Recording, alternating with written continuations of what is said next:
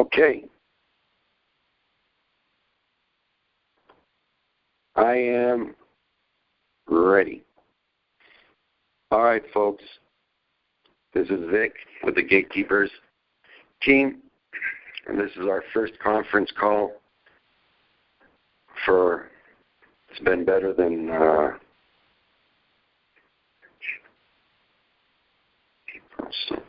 our last conference call was on January 26, 2017. And so today's date, Saturday, May 6th, 2017. And we started gathering all our good friends here about 7 o'clock. So it's actually right now 7:14 p.m. Pacific Standard Time. And again, I want to thank all of you for many, many emails that you've sent us. I want to, let's say, do a public announcement, which never ever in my life that I was ever going to say or do. But irregardless, I have to. 2 days after our last call, I called Joey, and from that day forward, I haven't spoken to her. And I have no ill feelings towards her in regards to life itself. There was a bit of a disagreement as far as politics, and that's neither here nor there. But we severed our relationship based on, in my opinion, and this is my opinion, the value of trust and respect. And trust is something that is earned, not bought. And respect is something that is definitely first given in order to be received. It's not a free gift. It's not a free ride. So there was a bit of differences in our ideas, and we leave it at that. I don't plan on making this a political call, but for a minute I am going to get very political because it's only par for the course, as they say. And this is my call. And those that are on the call right now, many of you, I've had extensive conversations with off the call. We've talked a lot of personal issues. We've talked a lot of family issues. And so here we are. And again, this month, on the 12th of this month is a really hard day for me. You all know that April 24th came and passed, which made it the 102nd commemorative year of the Armenian genocide. And as I've said always, and I'll continue to say into the future, is that whatever happened in the past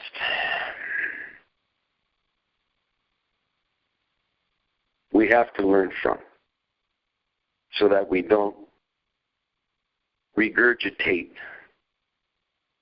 and go through the same struggles, trials, and tribulations that we've already gone through. You can't keep banging your head in the wall and expecting a different result other than a concussion or a severe headache. So why not learn from our mistakes? So I've oftentimes said that we're in the day and age of the sons correcting the wrongs of the fathers. And so I've had a few that have said, sometimes, Vic, your opinions are very strong. And they're good. It's good that you're strong-minded and strong-willed and want to bring the community the best that you can. But I don't want any questions from anybody on any further or future calls about what happened between me and Joey. Why aren't the gatekeepers the gatekeepers? Joey's a grown girl. I love Joey. I will never stop loving Joey. And as she said, I'm a kindred brother of hers, and I respect the fact that she's a kindred sister of mine. Do we have disagreements in life? Do each and every one of us talk to our siblings? I have a few siblings that I've cut all ties with completely. My fault? No. Their fault? Yes. So, but wait a minute, Vic. It takes two wrongs to make a right? No. What it does take is for you to stand your ground. And if you or anybody has a different opinion, that's one thing. But to voice an opinion on a call that is worldwide, many a person, many a different people, many a different country has listened to this call. And so, if nothing else, and I've said it, and I'm going to continue to say it, maybe you didn't vote for Obama, but he was your president, was my too. Maybe you didn't vote for Trump, like I did. But he is your president, and he is my president. And he is the president of the United States of America. And if you're going to make any kind of a correlation between Trump and Hitler, there's only one correlation that you can make. Only one. And that is, Hitler was able to move that pendulum from complete left to complete right, and brought his German people, of which he wasn't of German descent, remember, he was born in Austria. But irregardless, he was able to motivate the German people with his speeches and bring 4 to 5 to 6 million people on their feet to speeches that he's given, and there's proof because there's video of it, there's filming of it, and it's had streets lined with people for miles and miles. So the only correlation that you can make between Adolf Hitler and Donald Trump is this man, Mr. Trump, he moved that pendulum too in this country. And thank God he did. Because if he hadn't, then we would have been stuck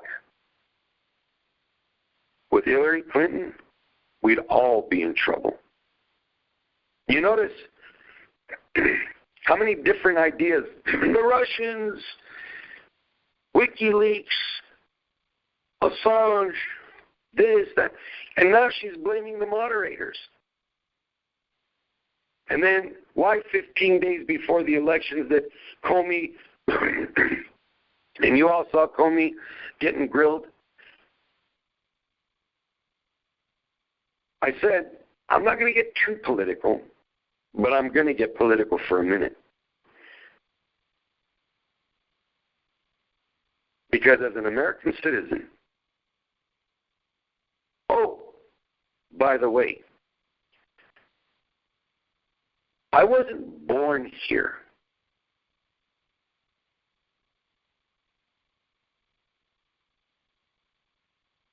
But I chose. Unlike we don't have a choice in who our siblings are. So sometimes when you make friends whom are closer than brothers or sisters, that's your choice. You made that choice. And you live by that choice. I chose to become an American citizen at the age of 7. And that was 50 years ago. So my being an American citizen is half a century old. Unlike people whom are born here and really don't give a damn about the United States of America. And that's not cool. So, moving along, if you're going to dog Trump, at least have the dossier.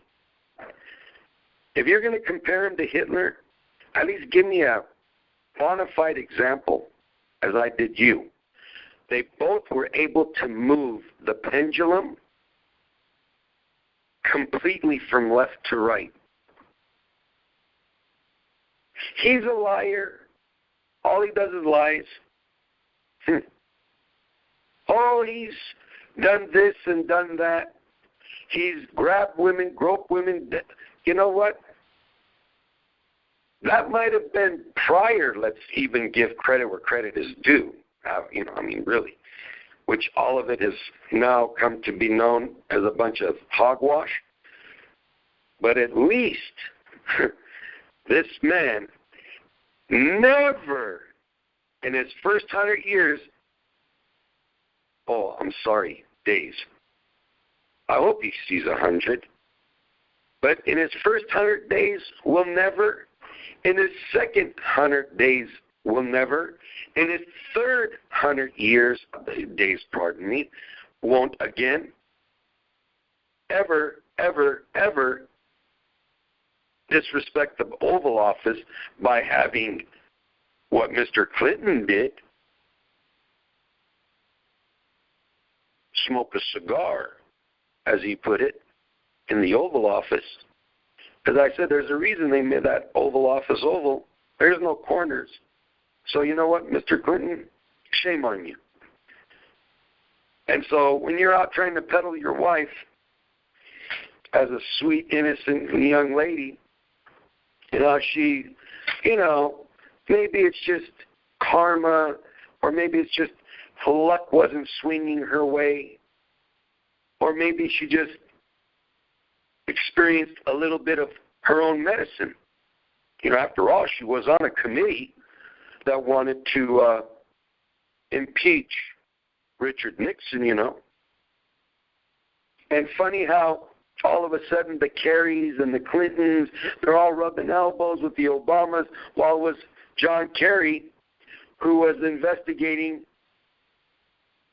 I think that was called Whitewater, the Clinton investment portfolio of properties that really, really, really didn't want to be talked about. And funny how Kerry lines himself up to take the position that she exits from, supposedly, quote unquote, from a concussion. Yeah, all right. I'm going to get a little hard, folks. I'm going to get a little hard here. I'm going to speak the truth because that's what we're here to do. So, the Pope says, and this is a quote, that, and I have a lot of things I'm going to discuss, and we're not all going to do it in one night, okay? So this is just a prelude to things to come. So I have my notes here. So the Pope says, what kind of a man is this Donald Trump? He would rather build walls than bridges. And I thought to myself, why you freaking nut? Oh, and if there's any Catholics on the call, don't take it personal. Because I have a vendetta with the Pope. Not just this, all of them. Because since 18 years old, unlike Bob, who knocked out a 400-page book in less than 7 days, and if that wasn't divine intervention, I don't know what was, but we'll have Bob discuss that at a later time. But I've been planning to write a book in regards to La Cosa Nostra, the Black Hand, La Mano Negra, and the Vatican.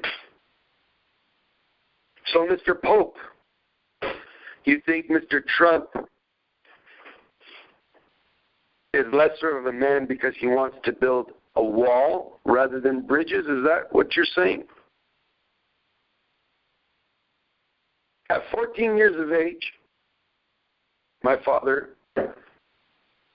took my sister Karen, my sister Amy, my mom, myself. My sister Susie was already back in the United States, and my sister Seda was in Australia. And my brother Walter and Sam, they were still holding down the fort. So we're in Rome, Italy. And I think my dad paid like 3,000 lira per person so we could go with a visa into the Vatican.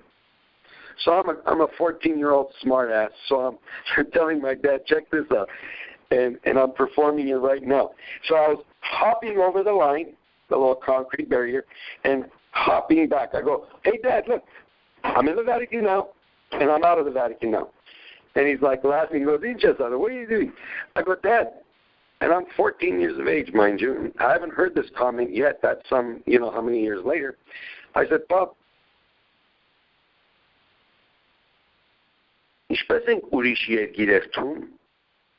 how are we going into another country?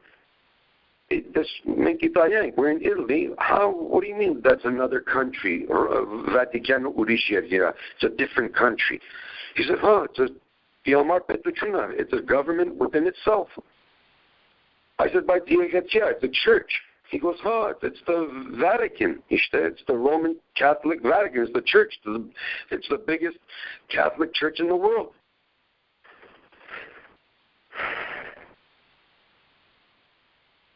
I said, Remen, so that's the reason there's a wall around it.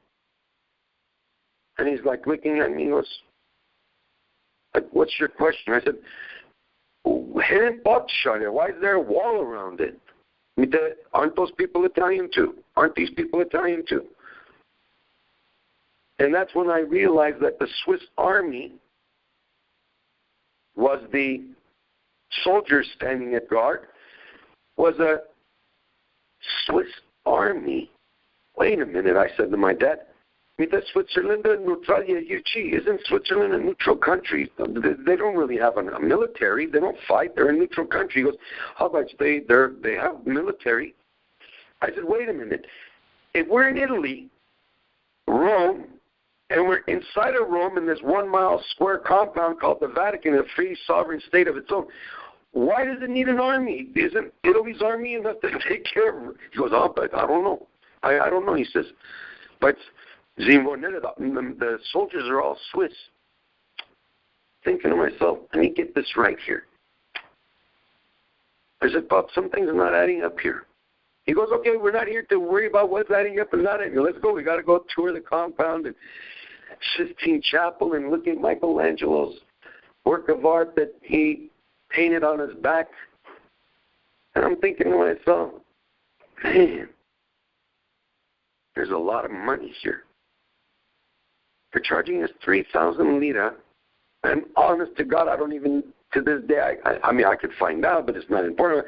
What was the rate? How many dollars was it for us to pay for that visa and to go into the Vatican and go, whatever, figure $5, huh?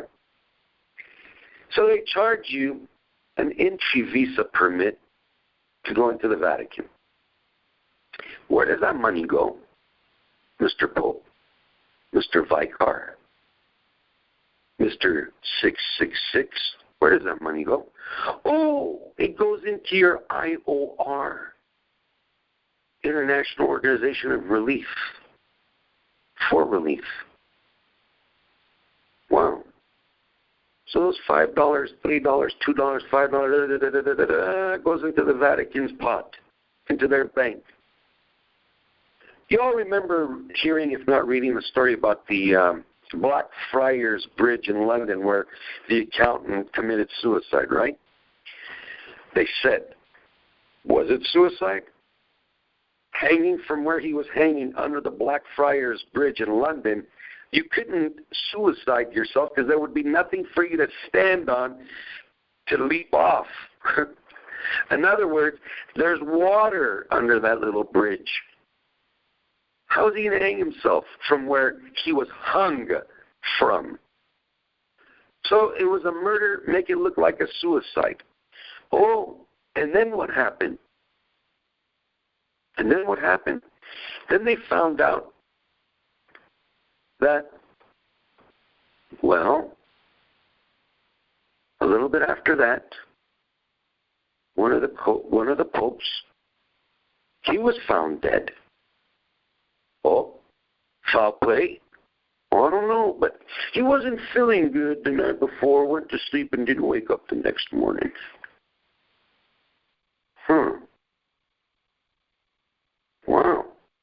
Mr. Pope, maybe we ought to start building a little bit more bridges. Or wait a minute. If he hung from a bridge or got hung from a bridge, maybe if there was a wall, there would have been some protection to getting under that bridge to hang him from. Do you think of it like that, Mr. Pope? No, because it's not in your favor. Why? Because you were laundering money. All of you have. After all, talking about Hitler, where did all the German gold go? It's not all in Fort Knox. It's not in my bank. Oh, a lot of it is in the Federal Reserve's New York main headquarters vault. And Miss Merkel says, Angela Merkel says, we want to repatriate our gold. Well, let's go to the Vatican first. Let's find out all about those gold ingots from World War II that all didn't make it to Uruguay or Paraguay or Brazil or Argentina, and we'll figure out where most of the German Nazi gold went. Lo and behold, if not for the Vatican, a lot of those SS soldiers or Mr. Dr. Love, Mengele, who they exhumed his bones and body, remember, in Brazil. And they said the doctor of death. How do you think he got to Brazil? On whose visa? Oh, let's do a little bit of math here, as we like to say. Well, the Germans gave a lot of money to the Vatican, so a lot of those people were able to do what? Well, kind of like Maliki did. Rubber stamp Vatican passports or Italian Rome right there in the embassy. Get them a visa and an entry permit and let them go. So, laundering money, Vatican's pretty good at that. They've had a lot of trials and tribulations. Even the Italian courts brought the IOR and found him guilty of laundering money for, well, La Cosa Nostra. So, Mr. Pope, a lot of the money that's gone through your bank, a lot of it is cartel money. Turkish babasas, the Sicilian mob, the American mob, the Turkish Sikhs, the Pakistanis, the Afghanis. After all, Karzai's brother, who was getting paid a lot of American money at one time as a CIA mole, was moving a lot of the hash, a lot of the opium in Afghanistan. And George Soros was loving it because he's all up in that business as well. Oh, and this Hungary-born Jew, Hungary, that is, Hungarian-born Jew who now has changed his past that, no, I didn't help kill other Jews. No. All I would do is I would go hang the note on their houses or their apartments and tell them, Huda, you need to move.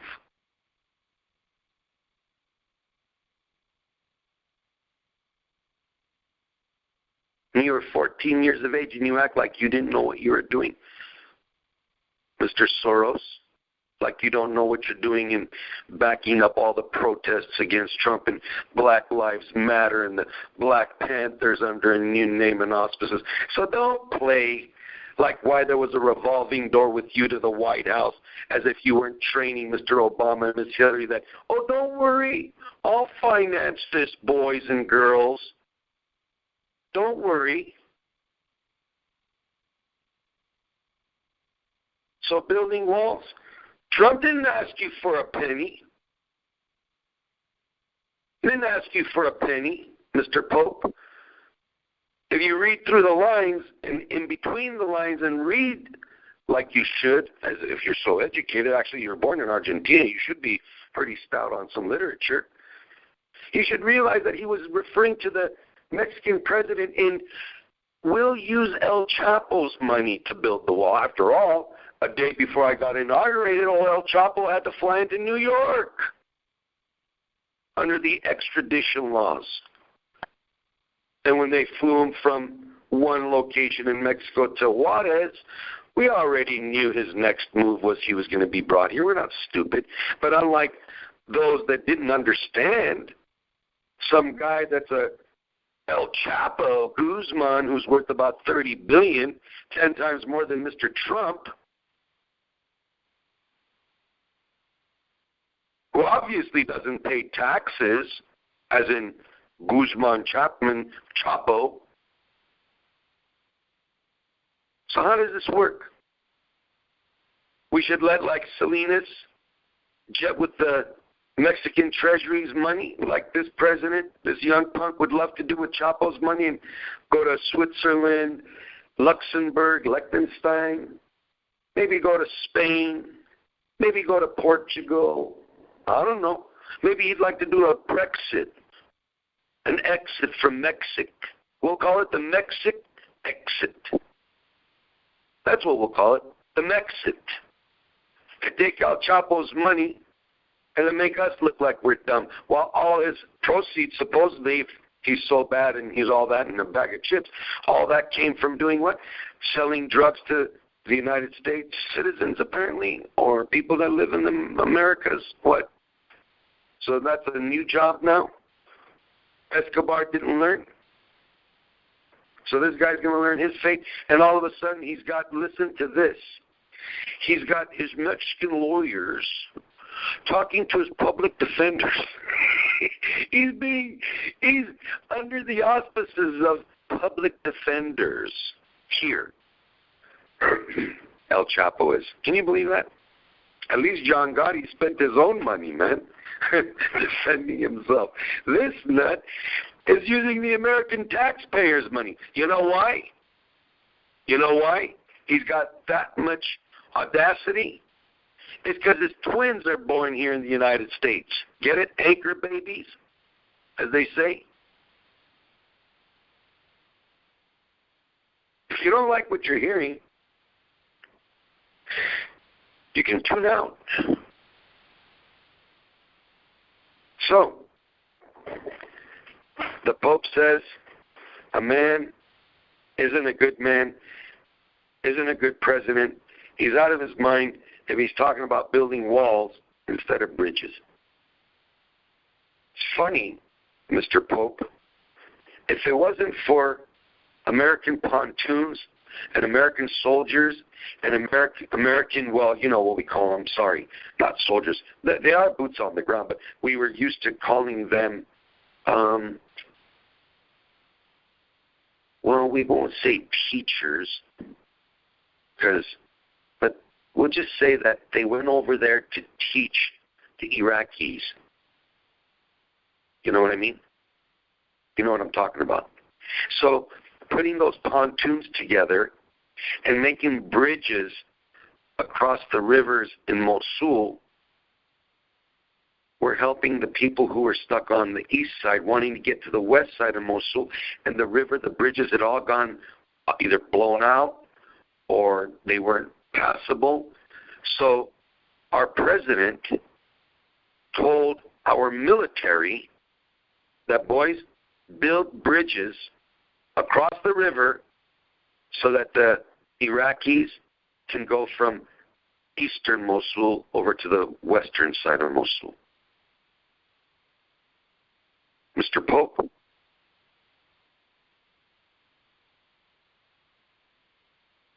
I don't know what bridges or walls you're talking about, but if you heard anything that President Reagan said to Mikhail Gorbachev, Mr. Gorbachev, bring down that wall. But you're older than me. You should remember those words. Why don't you bring the walls of the Vatican down? It's embarrassing. I mean, you're a sovereign nation, and yet, who are you afraid of, or what are you afraid of? Are you afraid that, you know, in those arts that you have, and that humidifier, so all that antiquity doesn't get ruined or anything, but you don't even let true investigators really investigate archives or books. It's by certain permission, and only this much, and only this date, and only this much of that book, chapter 3, has to be, what? Well, you can't discuss anything in chapter 3 of the book. Okay. So, what's in the catacombs under the Vatican that you're so afraid of?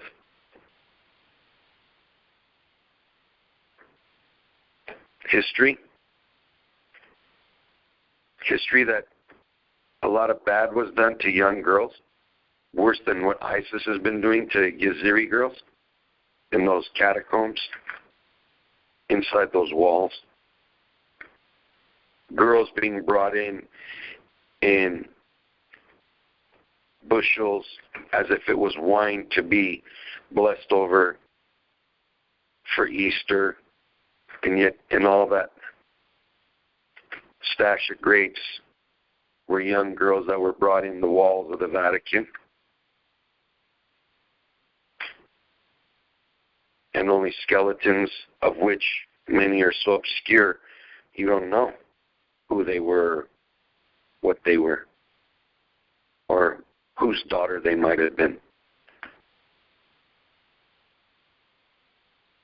Someone who talks about building walls rather than bridges. The last pope, who was actually German, if you remember, was actually one of the attachés of Hitler's. He was in the security division of the SS. And when the shit hit the fan, you guys had to pay out a lot of money for a lot of molestation cases brought against the Vatican Church, like Mahoney in Los Angeles, who had certain cardinals and other preachers and priests moved to different locations so that their identification and their identity would be hidden. So you're going to tell me that Donald Trump wanting to build a wall to keep Russian intelligence out, as in the corruptibles, who were all over this country in 2010 and 11, trying to figure out where some of our most well-kept secrets are? And you're going to tell me that that wall is only designed to keep out illegals? It's not what it was about. And you know that, and I know that, Mr. Pope, because you like burgers too. And you like lettuce and tomato and onions, and you like French fries. You know, pommes frites. So someone has to do the agricultural side of it. And a lot of it has to be Hispanics. Trump didn't say that you can't come here and maybe even get documented if you're on the right side of the street. But if you want to come here and abuse our country, abuse our taxation system, our welfare system, our aid system, our dental system, our this system or that system, and then you're going to show us the middle finger and take all your money and jet it back to Mexico with, well, Western Union and MoneyGram and not pay taxes? That ain't going to work. Ain't going to happen.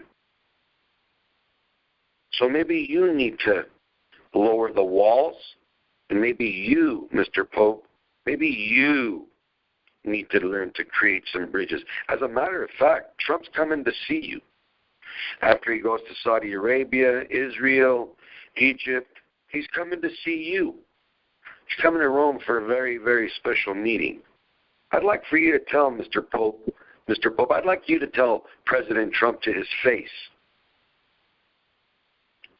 what you said in a sermon one Sunday morning at the Vatican. So,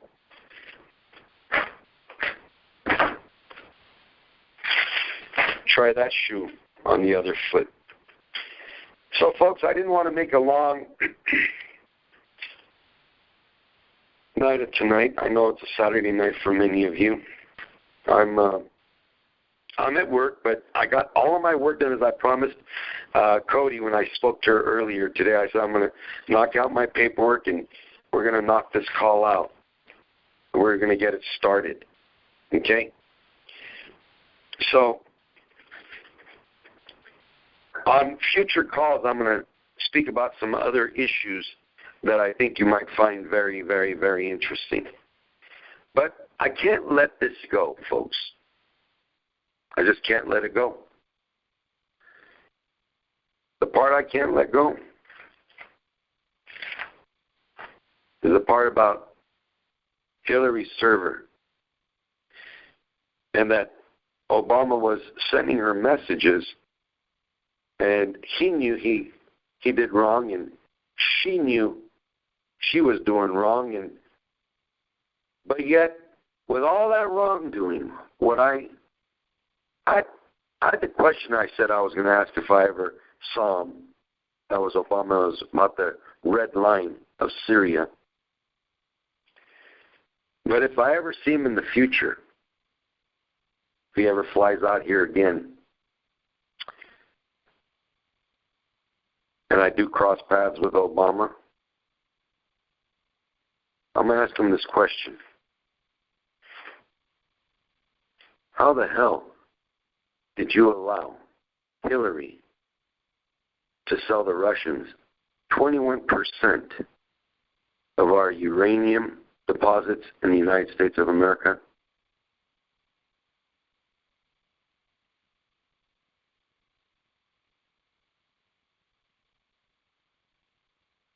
You'll always be a president.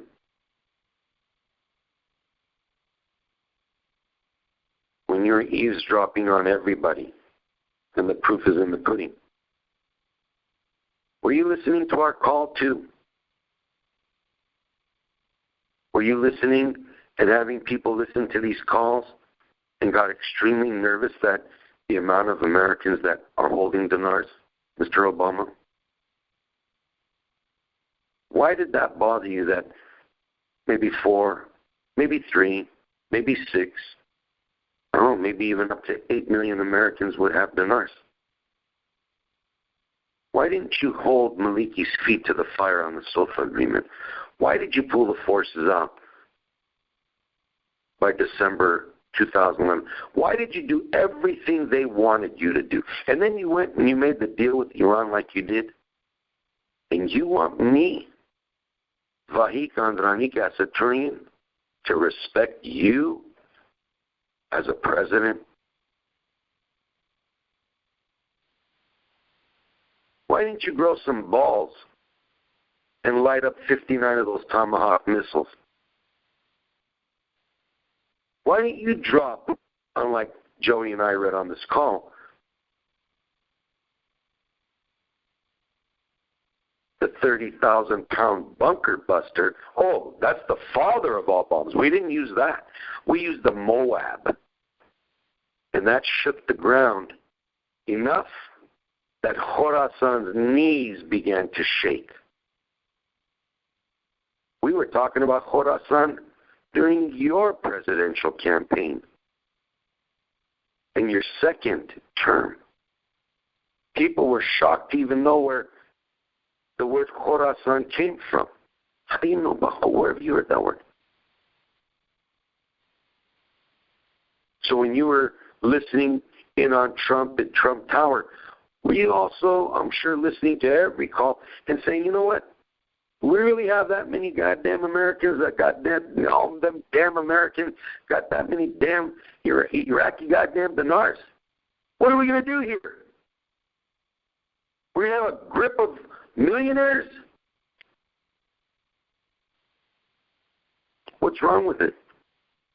You weren't all that special. How do you leave the presidency, you and Michelle, and within a month after get a book contract for $65 million? And then you're laughing at Trump about his book or about Trump University, him trying to teach others, hey, Listen here. Just like any other situation, things can be bent. Things can be tweaked. Men can sell their name to a product and then be held ransom for it. But he settled outside of court. The art of the deal you laughed at. But yet, you're writing a book with your wife and getting paid $65 million for what? What have you done? You got a Nobel Peace Prize? So you were afraid to use a little bit of muscle? And yet you embarrassed us as a country, as a people, the world over? And you want me to respect you as a president, Mr. Obama? I don't know what you used to smoke when you were in high school. I don't know what you started smoking when you went to college. But if you ain't smoking some damn-ass good hash, to think that I'm going to believe in you after you've left my country decrepit after 8 years, and you're getting a $65 million deal with you and your wife to write about what? That she was saddened that Negroes helped build the White House? Are you out of your mind? Why would those words even come out of your mouth, Michelle? As a first lady. Slaves.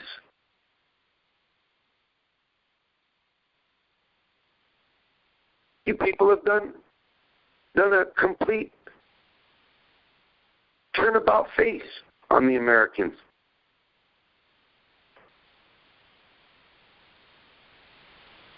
So Mr. Trump reminds you liberal Democrats as if he's Hitler. When the Green Reaper, we kicked his ass out of office, and you people are unhappy, and you're having protests with Soros's money trying to ramp up what? Civil unrest even more. And Black Lives Matter, with all that bullshit that you all pulled, to get what? A complete civil war in the United States? That's what you wanted? That's what got your stomach ache over?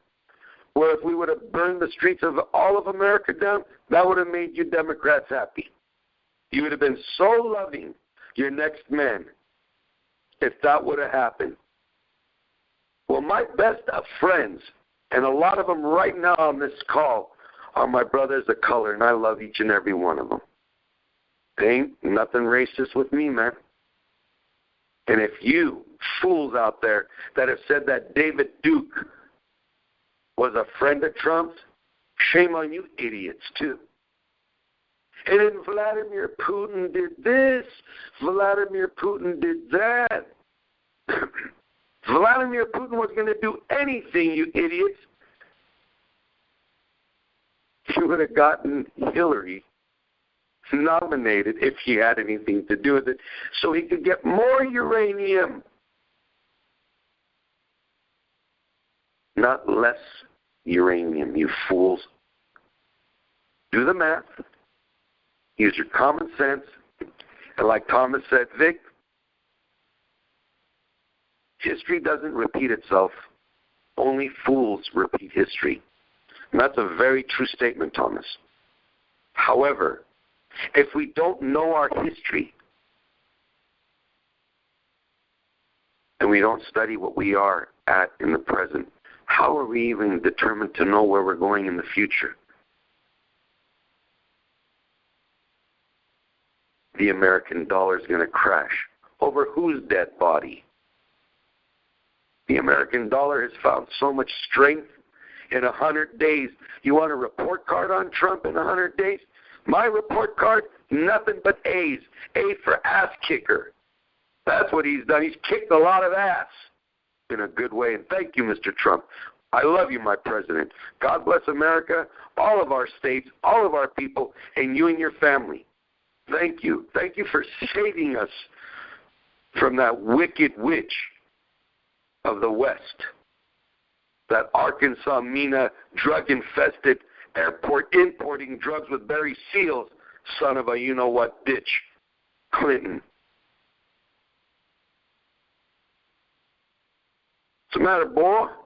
You forgot about Mena, Arkansas, did you? Forgot about who capped Barry Seals because, he became a confidant of the government. He was a confidence man turned righteous all of a sudden. He was going to spill the beans, Mr. Clinton. And Noriega, that money laundering fool, as long as he was paying commish to the Bushes and the Harrimans and the Brown brothers, he was a good guy. The minute he stopped and said, bullshit, I don't need to pay no commission. No, this is my country. You did what? What'd you guys do? First you sent in the economic hitman. Didn't work. Then you sent in the jackals to assassinate him. That didn't work. Then Papa Bush says, oh no, we got to move the big dogs in. We got to kill that bastard. Because if he spills the beans, then we're all screwed. Because all the CIA funds come from illicit proceeds. You all know that. You know that from the San Jose Mercury. You read about it, how the CIA and Air America brought drugs into the ghetto. What's the matter, boys? You all scared now? Papa Bush says, I ain't voting for that jackass Trump. He's no Republican. Why? Because he whooped your son's ass? Because he was telling the truth about, fixing votes like your son helped your son? Son helped son, Dad. 50,000 black men's votes didn't count, huh? Really? Oh, their tax monies count. They're good citizens when they pay taxes, but when it came to voting, those 50,000 had to be yanked out of the system, huh? Is that how it goes? So the Clintons and the Bushes are all buddies now. Yeah?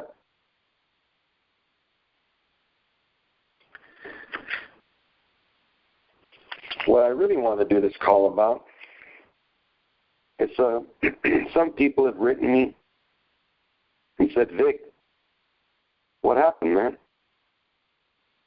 I said, what happened with what?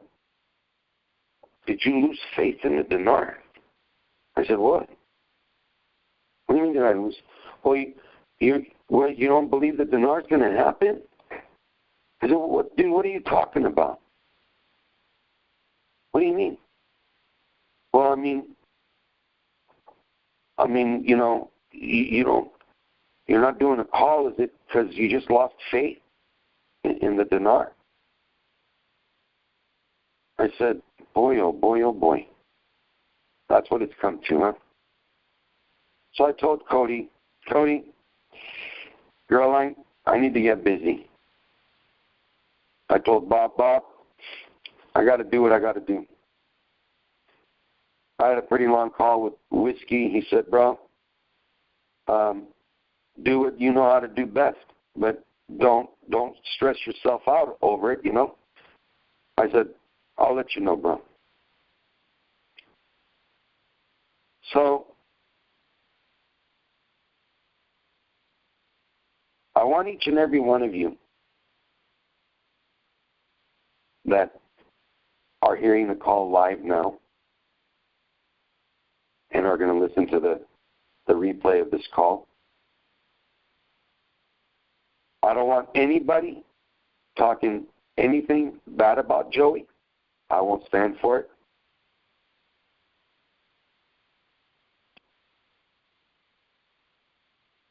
That's done. That's over. That chapter of my life, I leave there. And I choose to move forward. By myself, it's okay. They called me the lone wolf. I got no problems with that.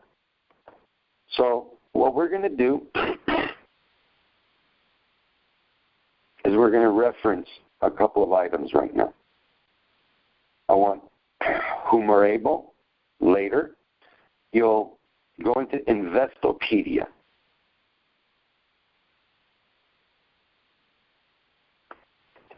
And in Investopedia, you will hit Iraqi Dinar.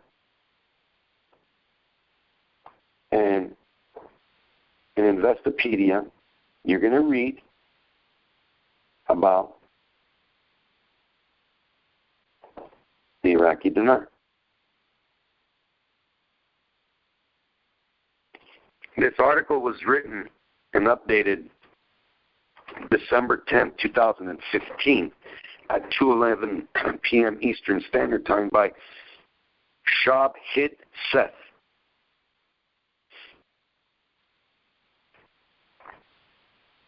And that's what you're going to do. You're going to read the contents for yourself. You're going to see it. You're going to read it. But my job now is to show this Shab Hit Seth how mistakes can easily be made. Very easily. So, what does it mean to invest in the Iraqi dinar? Question mark. In simple terms, it's conducted in the same fashion as any currency investment. You purchase X Iraqi dinar, IQD, by paying Y, US dollars, or your domicile currency. As with buying stocks, bonds, and other currencies, you purchase dinar at a given price and then expect the price to rise. The real question, though, is not just can you invest in this particular currency, but rather should you invest? Is there the possibility of a scam in such an investment scheme? Financial scams usually have certain characteristics. A few tip-offs include: if the scheme is run and promoted by individual agents instead of known entities, that's an easy mistake. Dinar Corp, Dinar Banker, Sterling Currency Group, Dinar Inc., These are,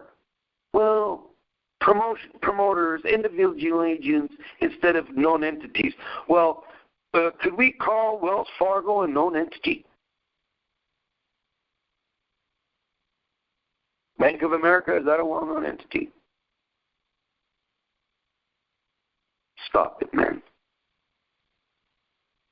If there are heavy, unofficial promotions through internet, emails, telemarketing calls instead of an open and fair marketing. Check this out, Seth. That was your last name, right? Seth? Yeah, Seth. Check this out, Seth.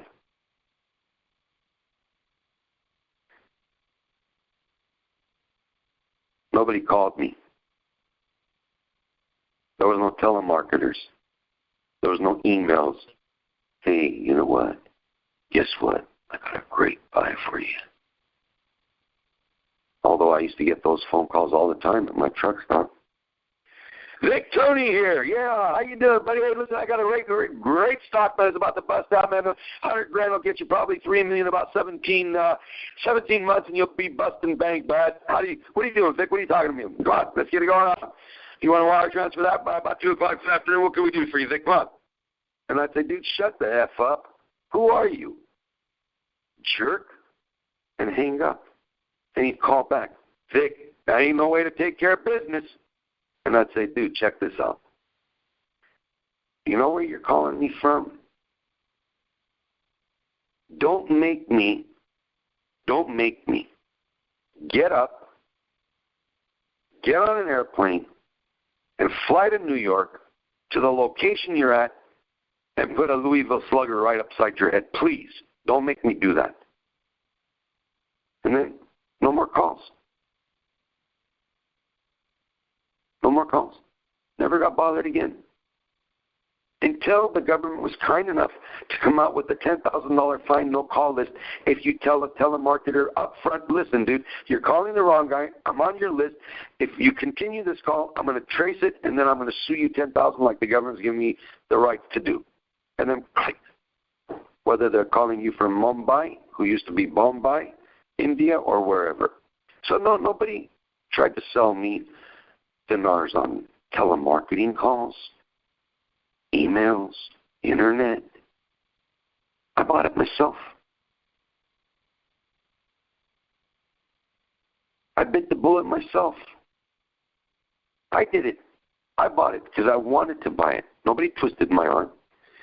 Seth, if transactions occur primarily through street-based dealers, high variations in available rates, and high markup fees yet promise an overly exaggerated returns. See, Seth, problem with investigative reporters like you is like the bullshit news we're experiencing with Trump right now. And that jerk in the Situation Room, I can't stand that bastard. And he's got the name I love, Wolf. That's me. Blitzer. That's not you. You ain't no wolf. You ain't even a coyote. Actually, you're not even a gerbil.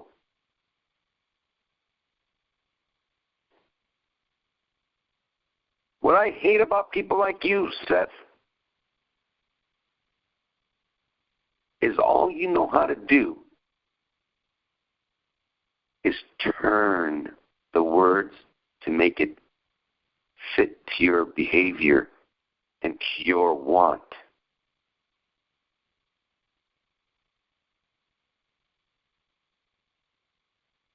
It's like the four horsemen in this movie, that is, who were excellent magicians.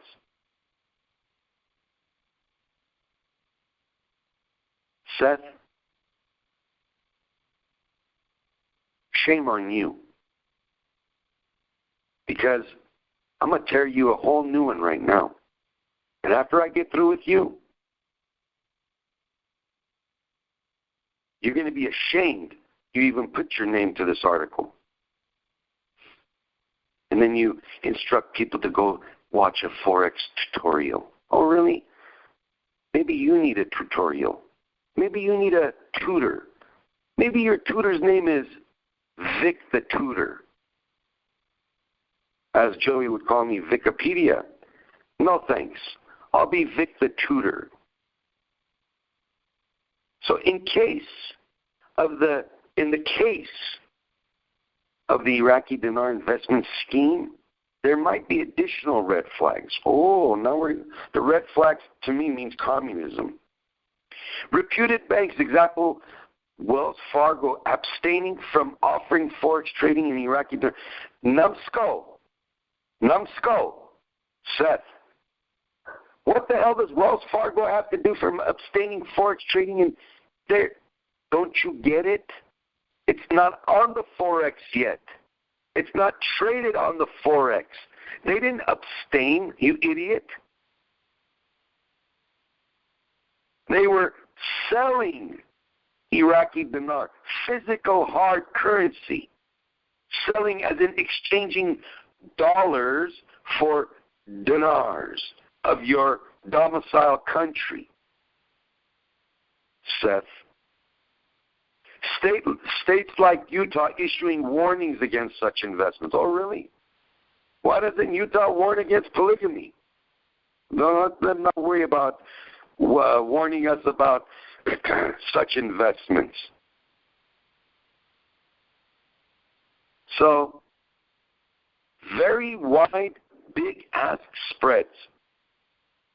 Said quite fast. That sounded like something else. Bid-ask spreads. Boy, when I said it fast, it sounded something wasn't nice. Anyway, in practical reasoning, discussed below, justifying Iraqi dinar as a perfectly safe and sure-shot high-return investment scheme.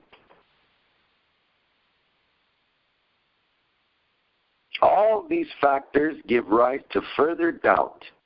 See Investopedia's tutorial on investment scams. Okay, got it, Seth. The basics of Forex. First, here's a very rudimentary explanation of what it means to invest in a currency. For example, let's say the Iraqi dinar Forex rate is $1 US equaling 1160 IQDs, as in the case approximately in August 2014. If you invest US 1,000 in Iraqi dinars with the rate, you will get IQD 1.16 million. After this investment, you will wait and watch, expecting the IQD to rise against the dollar.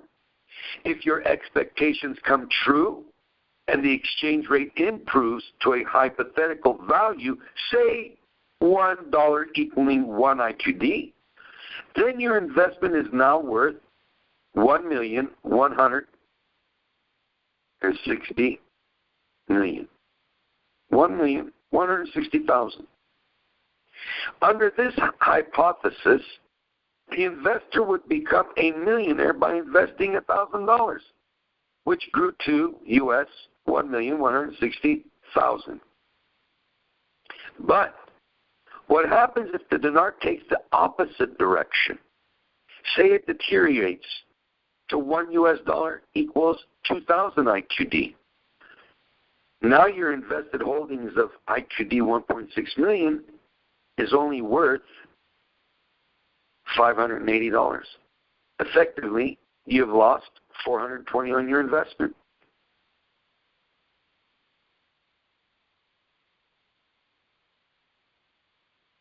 That's true, Seth. What you just said is very true, Seth. However, Seth,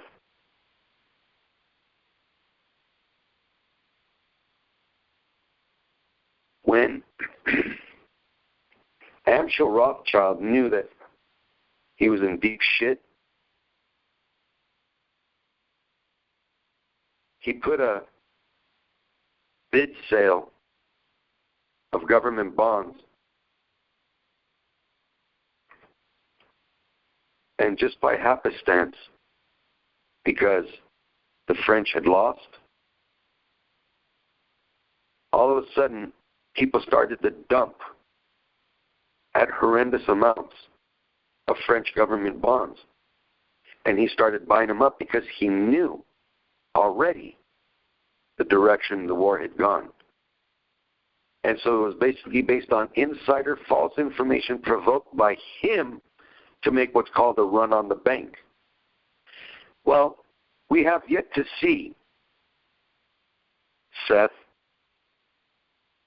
since the Iraqi dinar came out, Seth, it was at 4,000 dinars to the dollar.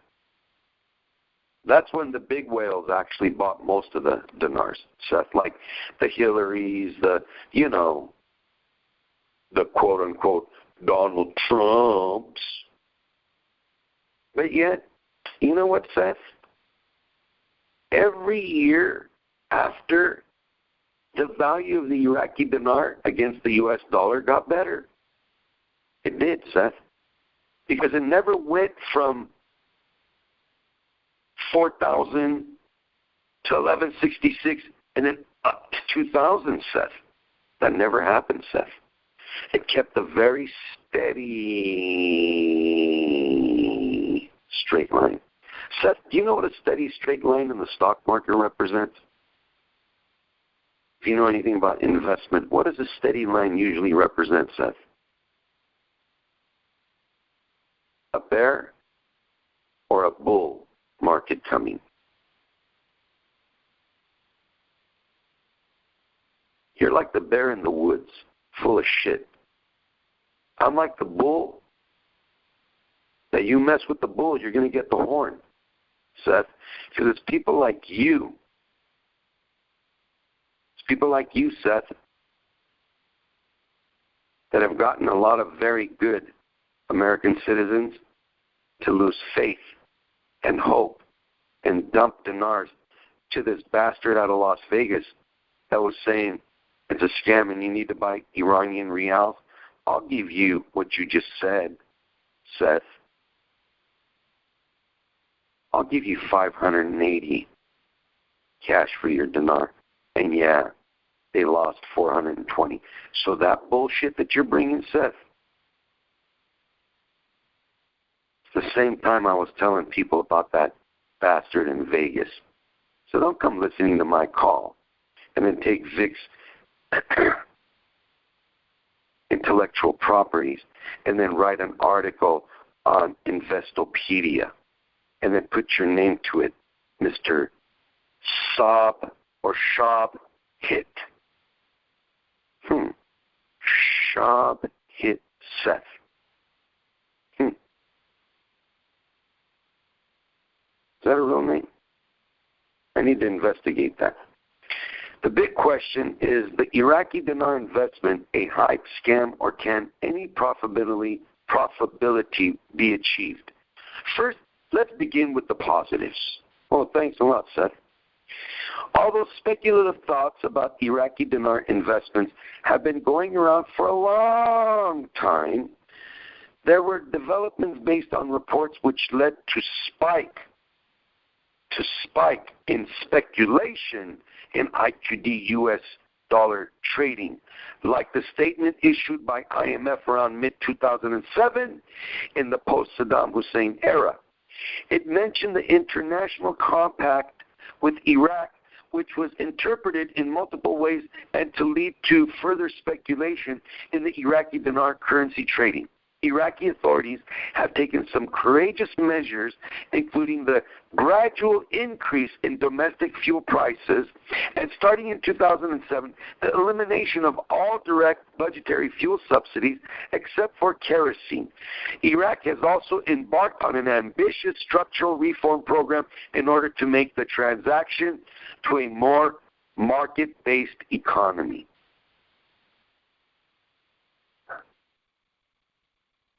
Wow, Seth.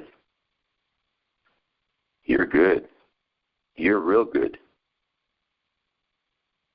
So with my help,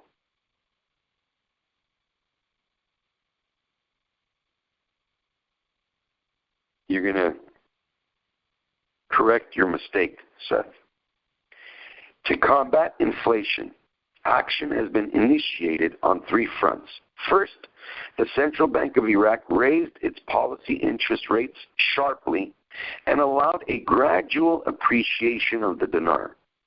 These measures aim to de-dollarize the economy in order to enhance the central bank's control over monetary conditions and also to reduce imported inflation.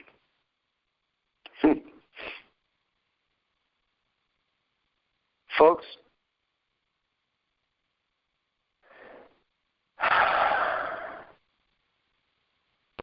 I like to read this whole article, but it's going to be a waste of my time. And then he comes back to throw a little jab in the side about similar revaluations of Kuwaiti dinar is a historical proof. First of all, see, this is what I'm saying. This is that proverbial question that David Stern asked and Jim Rome, and you should never even try to answer that question. If you do, you're damned. If you don't, you're damned. You just walk away. So he says, Jim Rome asks David Stern if the Wizards somehow got back-to-back lotteries. In some ways, maybe the NBA was trying to, because they had a little interest in the Wizards of Washington. If that's what the NBA was trying to do, was try to get a couple of good drafts so that the Wizards would come up. So David Stern looks at Jim Rome and says, so Jim, are you still beating your wife?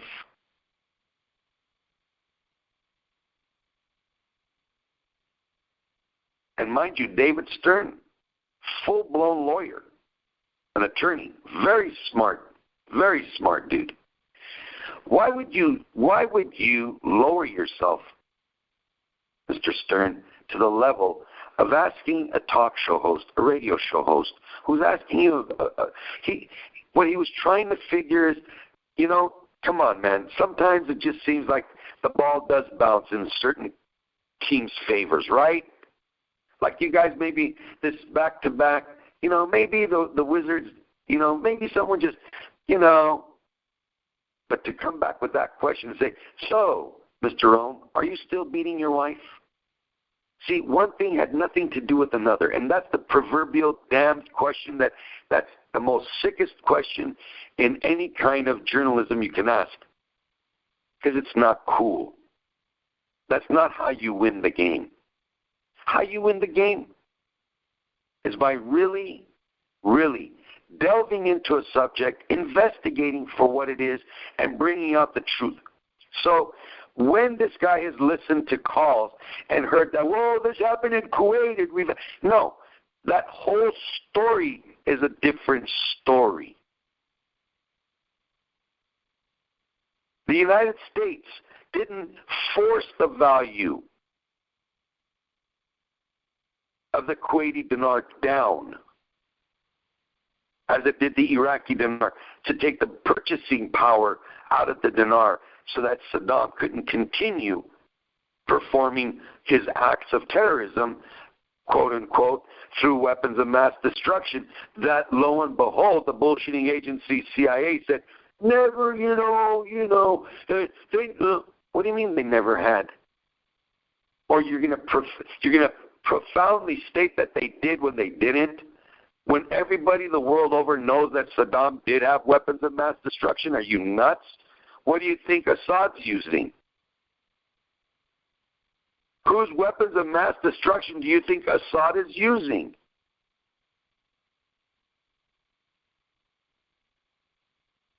Compare apples to apples, oranges to oranges. However, this is misleading, he says, because while the official Kuwaiti government site does mention a new release of notes following the Iraqi invasion, there wasn't any revaluation. The new release was to prevent use of stolen and looted old Kuwaiti dinars. In the example, the Kuwaiti example, the pre-war forex rates were retained, simply changing the banknotes. Folks, they'll weave a yarn, and then they bring it to a point where it gets so confusing that they don't even know. And then they back out and say, well, you figure it out, Vic. But Seth, I don't know whose lapdog you are, but when you start bullshitting about the executive order, then you've drawn a red line with me. Executive Order 13303 gives Americans special legal rights to hold or invest in Iraqi dinar. Order 13303 is for protection of the Development Fund of Iraq, Iraqi oil products and interests, including ownership by U.S. persons from any legal attachments or liens. It does not mention rights or protection for investments in Iraqi dinar at all by anyone.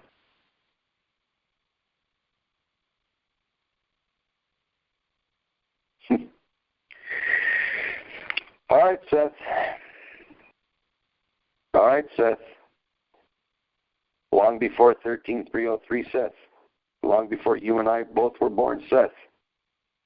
Long before you even knew anything about the Iraqi dinar. Dumb shit, Seth. You need to learn. You need to study. And I read this for all of you on the call. I told you where you could find it. I explained to you this is not a prefabrication. So what you're all going to do is you're going to type in the bar extradition law, United States, USA, and Iraq, 1934. And you're going to hit enter. And it's going to bring you to a few things. Dusting off the U.S.-Iraqi extradition treaty. After 80 years, the first win for Iraq-U.S. extradition treaty. All of that's great. You click on the first one, and you'll know because it'll be a PDF. And a page will open. On very top in bold will say Iraq, extradition. There'll be 7 lines below the extradition. The first will read, treaty signed at Baghdad, June 7, 1934. Senate advice and consent to ratification, February 6, 1935. Ratified by the President of the United States, February 25, 1935. Ratified by Iraq, April 22, 1936. Ratifications exchanged at Baghdad, April 23, 1936. Entered into force, April 23, 1936. Proclaimed by the President of the United States, April 28, 1936. So we went from June of 34, February 35, April of 36, and we read down. What the articles are doesn't matter to me, a lot of stuff. Then you come to the third page, and you'll read, starting from line 13. The fabrication of counterfeit money, whether coin or paper, counterfeit titles, or coupons of public debt, created by national, state, provincial, territorial, local, or municipal governments, banknotes, or other instruments of public credit, also counterfeit seals, stamps, dies, and marks of state or public administrations, and the utterance, circulation, or fraudulent use of the above-mentioned objects. Number 14, embezzlement and malversation committed within the jurisdictions of one or the other high contracting party by public officials or depositories where the amount embezzled exceeds $150 or 40 Iraqi dinars. And every line after, and again, and again, and again, reverts back to that statement. 150 American dollars or 40 Iraqi dinars.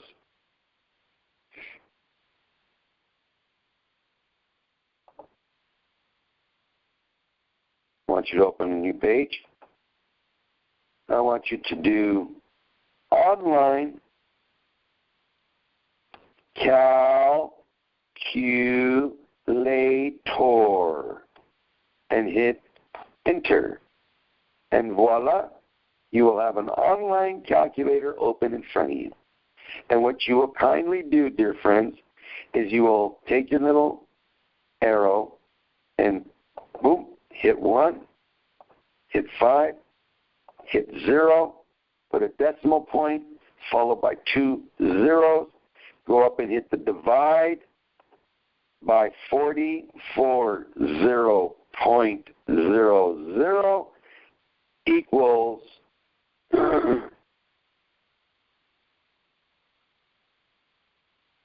3.75.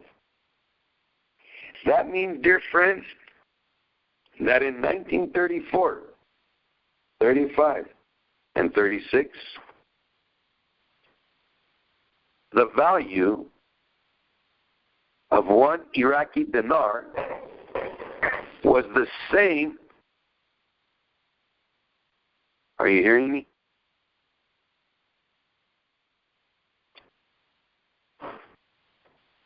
One Iraqi dinar was the same as $3.75 US.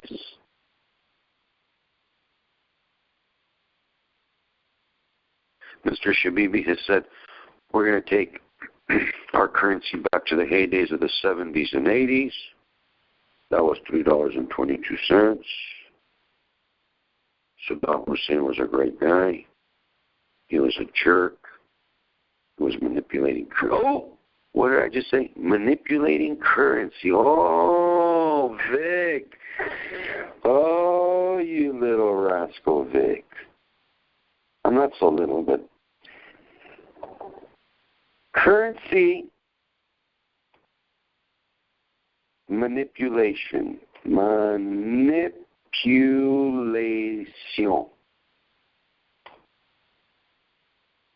What is currency manipulation? Well, it's the same as currency intervention.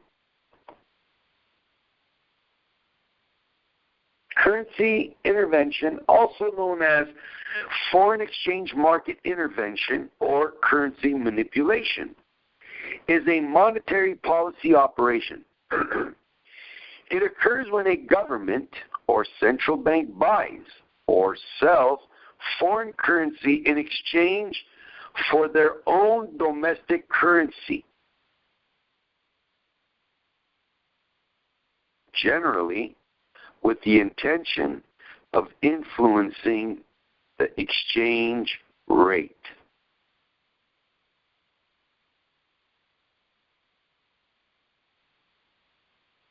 Oh, Seth, you're an idiot, dude. Policymakers may intervene in foreign currency or foreign exchange markets in order to advance a variety of economic objectives, controlling inflation, manipulating competitiveness, or maintaining financial stability. Shabibi. The precise objectives are likely to depend on the stage of a country's development, the degree of financial market development and international integration, and the country's overall vulnerability to shocks, amongst other factors. Wait a minute, Muhadir Saleh. You said that the Central Bank of Iraq could withstand any tremors in the marketplace. Tremors, shocks, get it? Tremors like an earthquake, shocks, aftershock, among other factors. So wait a minute, Mr. Shabibi and Mr. Muhadir, meaning professor, teacher, Muhadir, man in charge,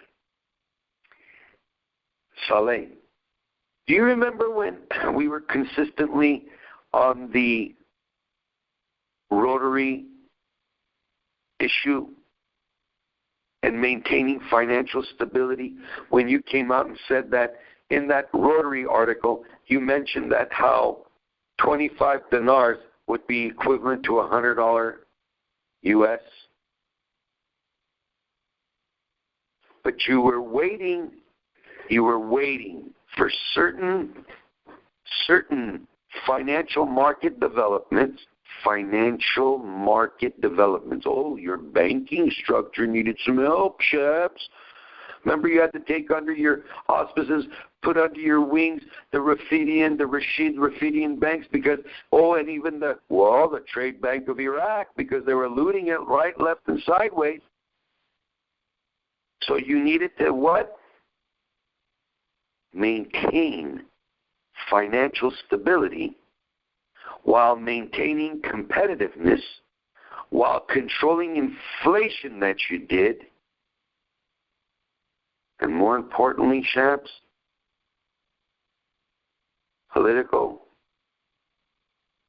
and economic stability. And so what does all this have to do with the price of tea in China?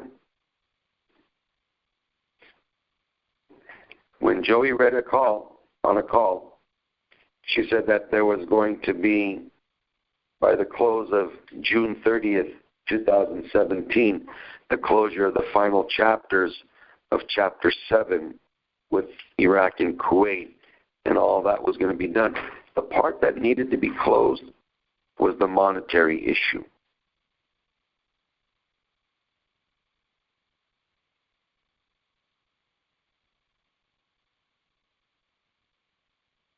Under no circumstances, under no ways, means, or hows am I saying that June 30th is our contact date. I'm saying on that date, along with a lot of other things that have happened in Iraq, especially independence, which I believe, as I told Cody today, I truly believe that on June 30th, the Mosul situation will be declared in favor of Mr. Abedi coming out and saying, for the upteenth time, Iraq has found its independence, and this time of ISIS in Mosul, and what a great day June 30th is. But I'm not saying that that's our day of revaluation, folks. That's not what I'm saying. I'm here doing this call tonight on my time and your time, because we're both living. We're here right now. And I'm going to reiterate that none of you listen to none of the bull crap that others are pitching out there. Please, because I can bring the Brexits into this equation if I want at a later date and time. I could say, wait a minute, none of this, according to the numbers, would work until the English found out exactly what it's going to cost them. And the first dab is $100 billion for the divorce from the European Union, and Basel compliance has been pushed back to 2019, which means it's giving England ample amount of time to get all its ducks in order, get all its corruption in its banks done, because every banking corrupt action, every money laundering problem roots from that city called the city. It's the financial district, and the English have notoriously always been crooked and dirty when it comes to money. Love me or hate me. That's the truth.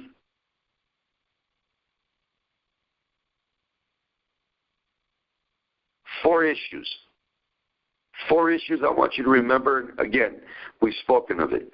Number one, my dad would tell me, raise the beard of a mullah, it says made in the UK. Remember that. Number two, in the end, there'll be 5 kings. The 4 in a deck of cards and the King of England. That's what they're marching to. They're trying to knock out every kingdom. They knocked out half of their cousins. In Europe, they brought Lenin to Oxford, trained him in mathematics and communism, sent him back to overthrow his cousins, the Romanovs of the Romanov dynasty of 300 years. The English were the ones who brought the Russians to their knees. That's history, folks. It's true. I'm not fabricating this. Number 3, how wily must you be to hunt fox? The only people in the world that fox hunt are the English, because that's how wily they are. Hence, you got to give Khamenei credit for calling the English those wily coyotes, or foxes rather. So they got to outfox a fox. And number 4, an Englishman in his haberdasheries would always say, I'm not so rich to buy cheap clothes. In other words, the guy would buy a suit that would last him 10, 15, 20 years because he's not so rich to buy cheap clothes. So in other words, he wanted good English textiles. He wanted the good yarn, the good cloth. Hey, if you want to throw this one in, go ahead. There's an ass for every seat. We got a grip of asses in D.C. who are noticing that their seats are going to be taken from them. And the swamp's going to be emptied. And so you really want to lose your creme de la creme job? Pelosi, you know how she's made her money? Have you ever studied what she's done, Nancy Pelosi, to get where she is? The money that she's put together, your taxpayer money, my taxpayer money, and this idiot of a governor that we have now wanting to spend $25 billion on a rapid train from LA to San Francisco. Hey, I don't know San Francisco that much where I need to get there in 30 minutes. I mean, the Chinese food is great, okay? Or the clam chowder at the grotto right there is fantastic, but, you know, seriously? So, who's done currency manipulations historically? Who? We've spoken of all three on this call, actually. We spoke of the Swiss franc. When the Swiss were afraid that their money was being used as a safe haven, everybody was starting to buy Swiss francs, and they had to do what? Increase the value of it because they wanted to stop people from buying so much Swiss francs. It was throwing an inflationary system into their marketplace. The Chinese yen, it suffered a deflationary period. But things must be going pretty good in Japan if the Japanese have now surpassed the Chinese as being the United States' largest debt purchaser as of 3 months ago. The yuan, that's a joke. Now, some people say, oh, Trump, you see, he's a liar. You see, Vic, he's a liar. Guy you voted for, he's a liar. Yeah, he said he was going to ram it down China's throat about being currency manipulators. And now, now he's making chummy, buddy with the Chinese president. But why? Why? What's the old saying our parents taught us? You can get a lot more honey than you can with vinegar. Remember that? Mr. Chinese President. Why is that? Mar-a-Lago. Hey, listen, man. You know, you guys do a lot of trade with us. You know, the United States, England, Europe. You know, we do a lot of trade. And everyone said, how could this idiot possibly call the other president of China? Why would he? It's a one Chinese policy. He can't be talking to the other president of China, the Taiwan China. Oh, he's going to mess up all this since Richard Nixon. All these efforts that we've made to do business properly and to get good trade with China and establish a good friendship with China. You think Trump's a fool? You really do? Man, that's a setup call from the get-go. It's like I said a million times. It's when a mother yells at her daughter in the kitchen, it's so that the daughter-in-law knows the rules of that kitchen. He didn't drop that mother of all bombs to scare one person. He scared them all. He didn't launch them 59 Tomahawk missiles. If he wanted to obliterate Syria, he could have. He sent a nice, it's like the kiss on the mouth. It's called El Busa Negra. It's the kiss of death. When the Godfather kisses you on your lips, you're dead.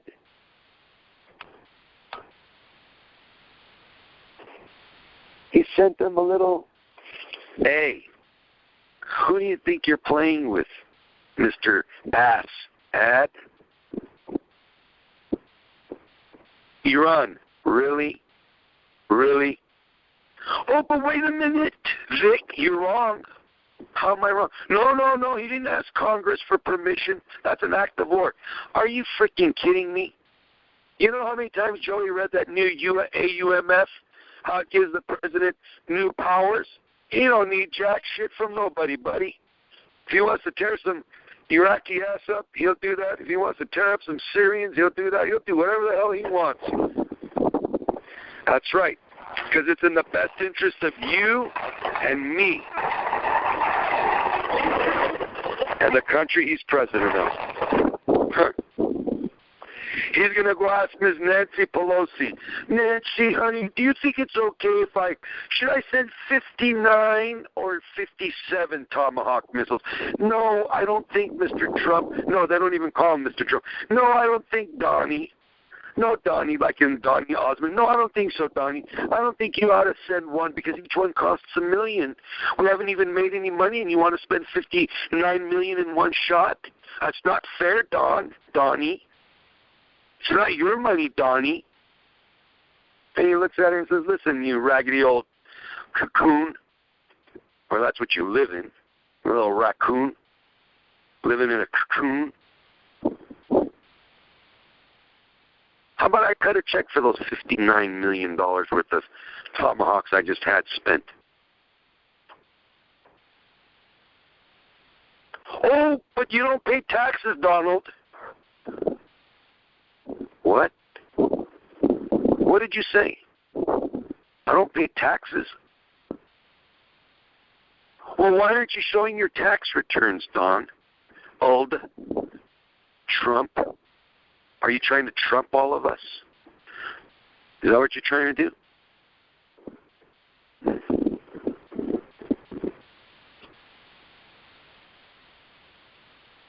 I don't need to ask you. I'm the commander-in-chief. I'm the guy with the football, the nuclear football, dude. I don't need to ask you shit, Nancy.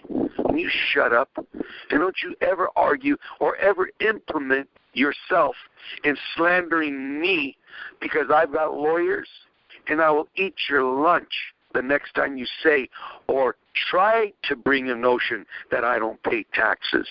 Because when you ugly cat, oh Lord, when you lose $1 billion and are given tax credits for 3 years back and 15 into the future, then you come to the table and you say, do I look like I'm Al Capone to you? Do I look like I'm Murdoch to you? Madoff? I don't pay taxes. I paid more taxes than your next 7 generations will ever make money in any forte that they find themselves in. I don't pay taxes. Donald Trump didn't pay taxes. Shame on all of those who ever admitted to the stupidity of saying and uttering those words. Shame on you. Donald Trump doesn't pay taxes. He's paid every tax he was liable and had to pay. He's paid all of his taxes. Otherwise, you think Mr. Comey from the FBI, J. Edgar Hoover's henchman, would let Donald Trump be president of the United States if he didn't pay taxes, if he was a tax cheat? I mean, do you even realize what you people are putting out there into the public, into the press? A group of fools, all of you in the mad mania media.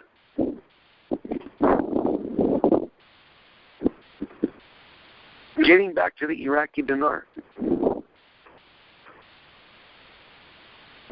In 1934, in 1935, and in 1936, in those years respectively, my father was born in 1923. My mother born in 1931. So when my mom was 3 years old, 4 and 5, The Iraqi dinar then was worth the equivalent of what a Great British pound was worth, less 25 cents. Because in those days, it took $4 to make one Great British pound. And then we saw in the 80s where we had parity, 1-to-1, because the value of the dollar held strong, the value of the Great British pound had fallen, thanks to George Soros. Has anybody ever told you about the Great British Pound revaluation? Did you have any Great British Pounds that you would have bought for $1 and held for it to go back up in value? You would have made 75 cents. Easy. If you would have bought $1 million worth, how much money would you have made?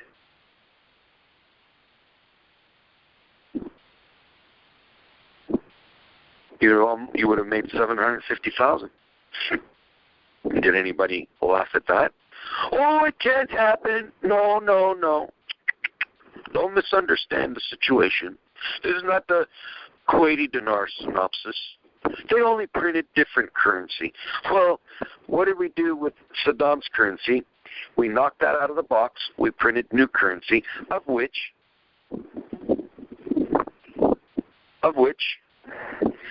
75% of the large denominations has been lifted from the marketplace. That means 25% of the Iraqi currency is in circulation. If we're a major grip holder, and England is a major grip holder, and everybody supposedly in the government doesn't want American citizens holding Iraqi dinar, because as Obama has done, he's listened to everybody's phone calls. He knows what Cody wants to do. He knows what Vic wants to do. He knows what Bob wants to do. He knows what Whiskey wants to do. He knows what everybody wants to do when this Iraqi dinar revalues. Unlike writing a book, him and his wife, and getting $65 million free money, he doesn't want you involved. Why would he want you involved?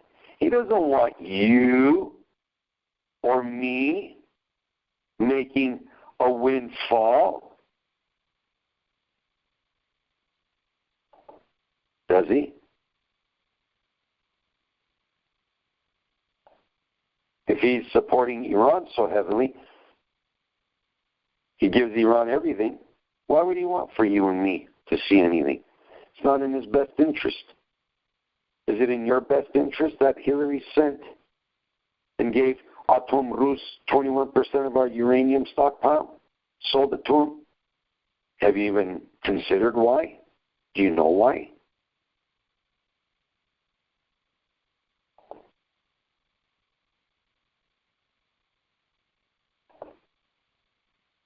So, when you talk about the Chinese yuan or even other currencies, the Chinese want their value of their currency low so that they get more dollars from us out of our country and stockpile.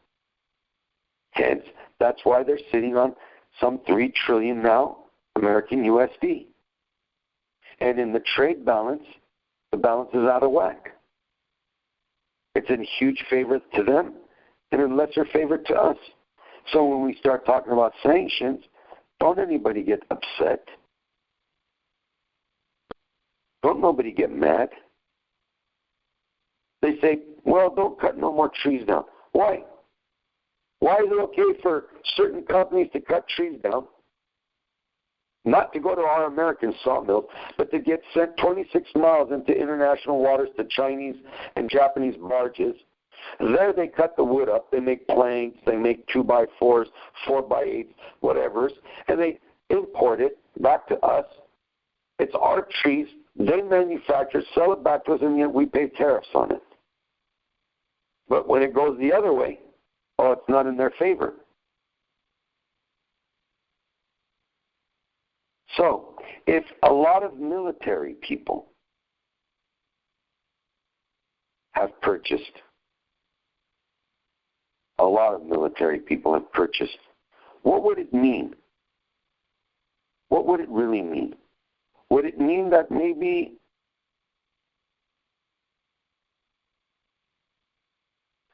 GW was right? That if they know, because they now know, they've listened to everybody's phone calls, they know everybody who has dinar. And you can't say, I don't have it. You can't put it in a suitcase and go to Abu Dhabi or Dubai or Emirates or whatever and try to cash it in there and keep your money offshore. They've caught on to all that.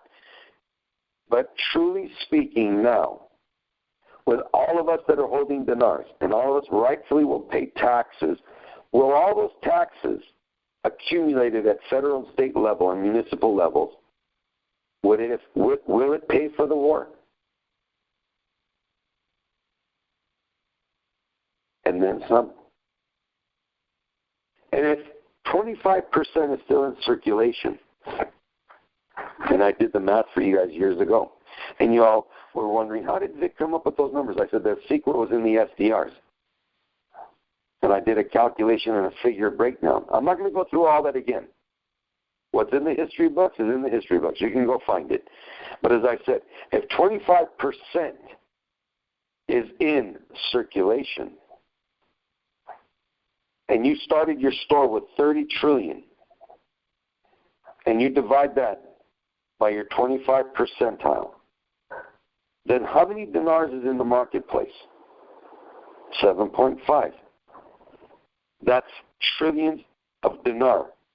And to bring it back into dollars would mean that you multiply by the same 4, which would then bring the value of the Iraqi currency at 7.5 trillion to your 30 trillion USD.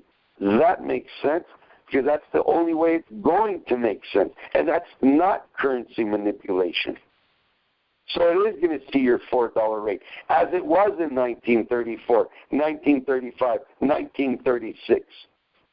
And the $3.22 during Saddam, it was already dropping in value because he was using all the oil money and helped create the conglomerate of the French oil company Total, because that's who he was using to launder and move his oil for dollars, because that's the only way he could purchase what he needed was in dollars.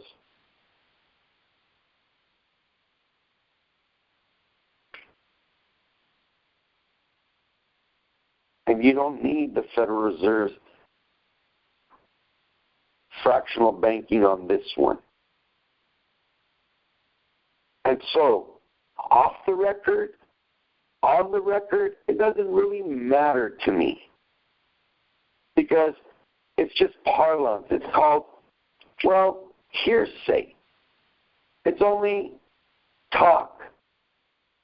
But if the rumors are anything but rumors, and if there is any reality to it, and since we'll chalk it up to conjecture, if Mr. Trump did truly buy $30 million worth of IQD, do you know how much IQD Mr. Trump would be holding?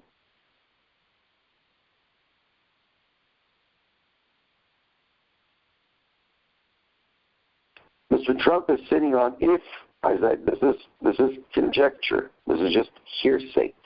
We're just playing with this. If Mr. Trump had bought $30 million worth of IQD, that'd be 34 billion with a B, IQD.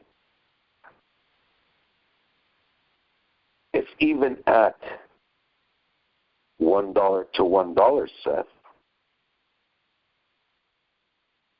34 billion dinar at 1 to 1 would be $34 billion, Seth. And if he paid, unlike with the new tax remodifying of the tax laws in this, going from 35% federal down to 15%, Seth, even if it was at 50%, Seth, Trump would be sitting on $17 billion. That'd be $14 billion more than he's sitting on right now, after paying taxes, Seth. And what would he do? Wouldn't he pay off all his properties in cash? Maybe, Seth, maybe there's something in his tax returns. And he says, I'm under audit. Maybe there's something in his tax returns, Seth.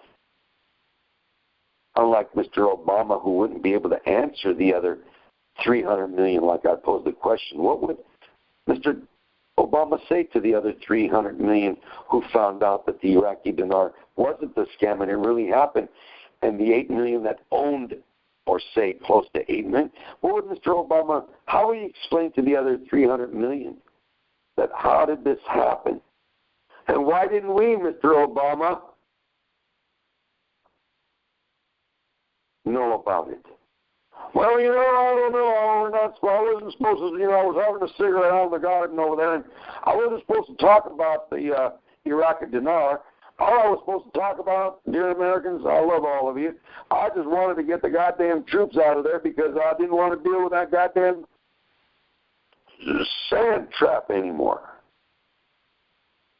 But Mr. Obama, then how come Mr. Barzani kept saying that when Exxon comes, all my problems are over? Well, I don't know, but you better ask Bill that question. Or ask Hillary. Hey, Bill, she's smarter than me and you both. She's the best person to be president. Ask Hillary.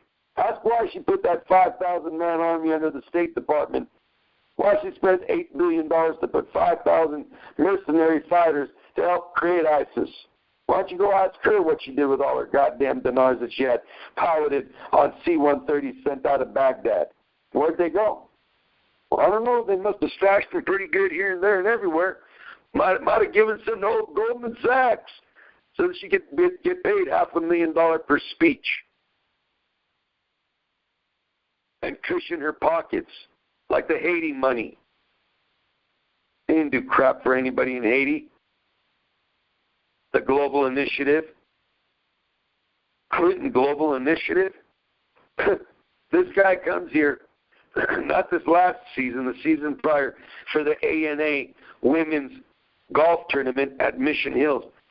And he rounds up $750,000 in donations, writes himself a check for $34,000 and change, and doesn't even take and give $1 to any nonprofit organization right here in the valley, in the Coachella Valley, and leaves Palm Springs with a grip of money, and paid himself $34,000 and change for showing up for half a day, because it was part of the Clinton Global Initiative to bring ANA, a Japanese airline, to put this golf tournament together.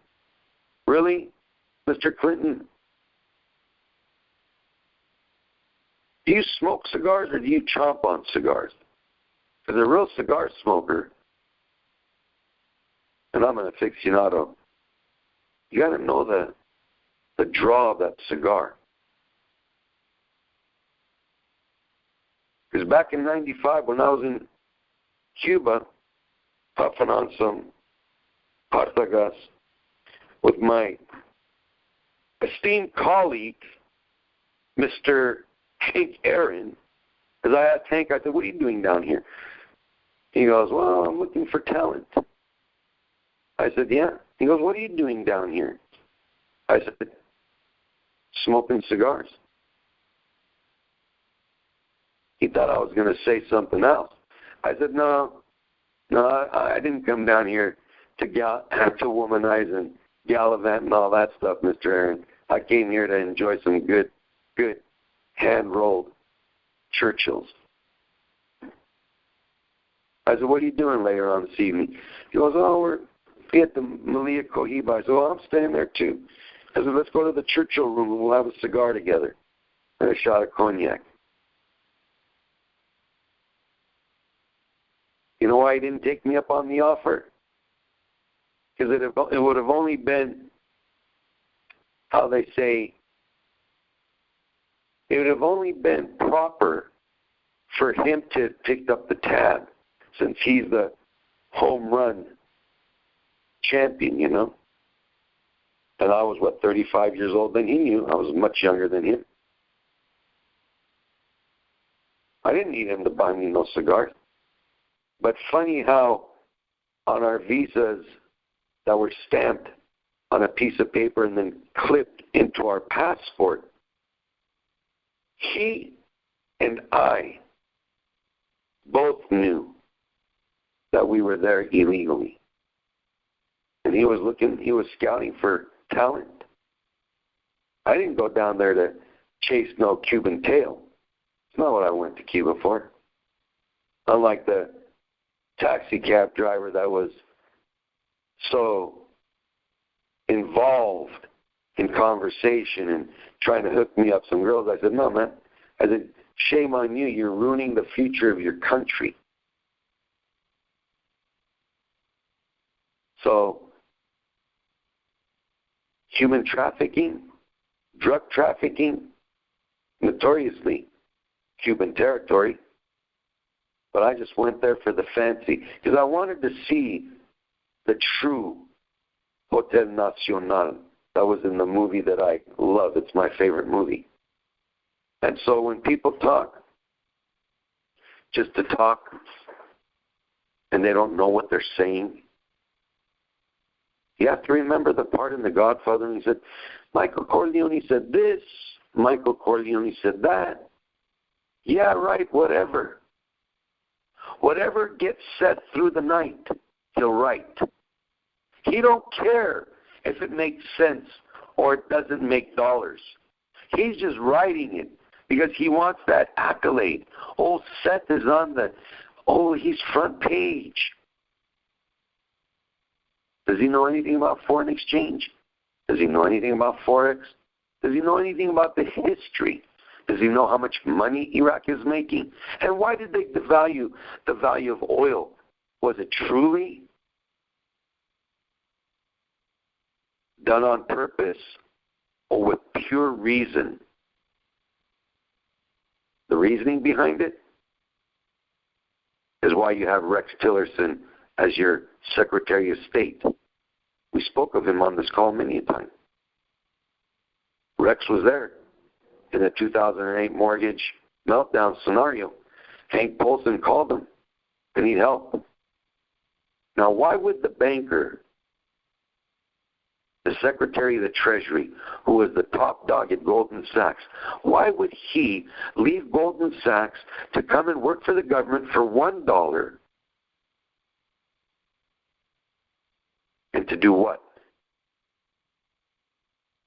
He guaranteed the fate of Lehman Brothers, guaranteed the fate of Bear Stearns, forced them to sell $230 per stock value for $1. The government came in like the vulture, bought up stock in different avenues, AIG, this one, that one, and then sold back stock for pure profit. And you're going to tell me, Seth, that the 13303 doesn't have anything to do with me? Are you stupid? I'm an American U.S. person. My investment in the Iraqi dinar, like everyone else's, means that we catapulted the Central Bank of Iraq to higher and better leveraging positions. Meaning why?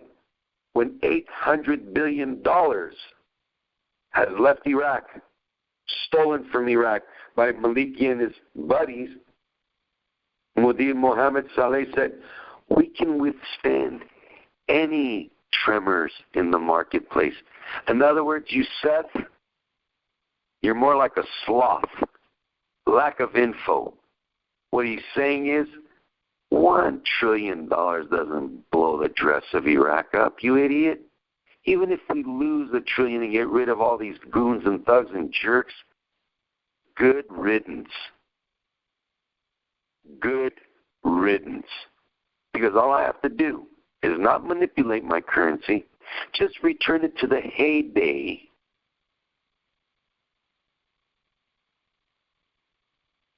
And I'm worth $4 for my $1 dinar. How do you like me now, boys from Davos? Y'all want to invest in my country? You all want to come up to Kurdistan and build a replica of the White House? Come on. Come on. And the Yaziris that have gone to Armenia, God bless each and every one of them. And don't feel like you're a stranger in another country. Us Armenians and Yaziris and Kurds and the Iranians, the Persians and the Iraqis and the Babylon, we have an old history. And the Albanians. Go the world over and tell the world that those Albanians are good-hearted people. And so the people of Ashraf, Camp Ashraf, they have a home in Albania. If we just all can understand one another and make our day worth what it's meant to be worth, and that's living it to the fullest. When I've oftentimes said, just please, just get a job, do anything. Go to Walmart, get a job as a greeter. It doesn't matter. Working is not embarrassing, even if it's a minimum wage job. It doesn't matter. Stay busy. You'll be healthier. When I'm working, I'm smoking less. I'm not saying that to down anybody. I'm not saying just do whatever. I'm saying keep yourself busy so that you're not in depth in only thinking of the Iraqi dinar happening today or tomorrow. Because left to Tony and those idiots, that's all you're going to hear is bullshit. Please, please. I did this call out of loving my community, out of loving my listeners. I did this call not because I owe anybody anything. I did this call because I want every and all of you to know that what you have your hands on, you do not, under any circumstances, let it go.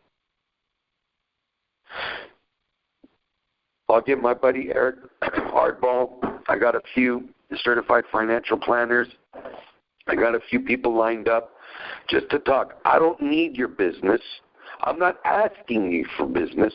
I don't want you to look at this as business. I want you to look at it as protection, not for you. See, the wealthy, those congressmen and senators, all them, they don't need the Iraqi dinar's revaluation, reinstitution, redinar, whatever they want to call the bull.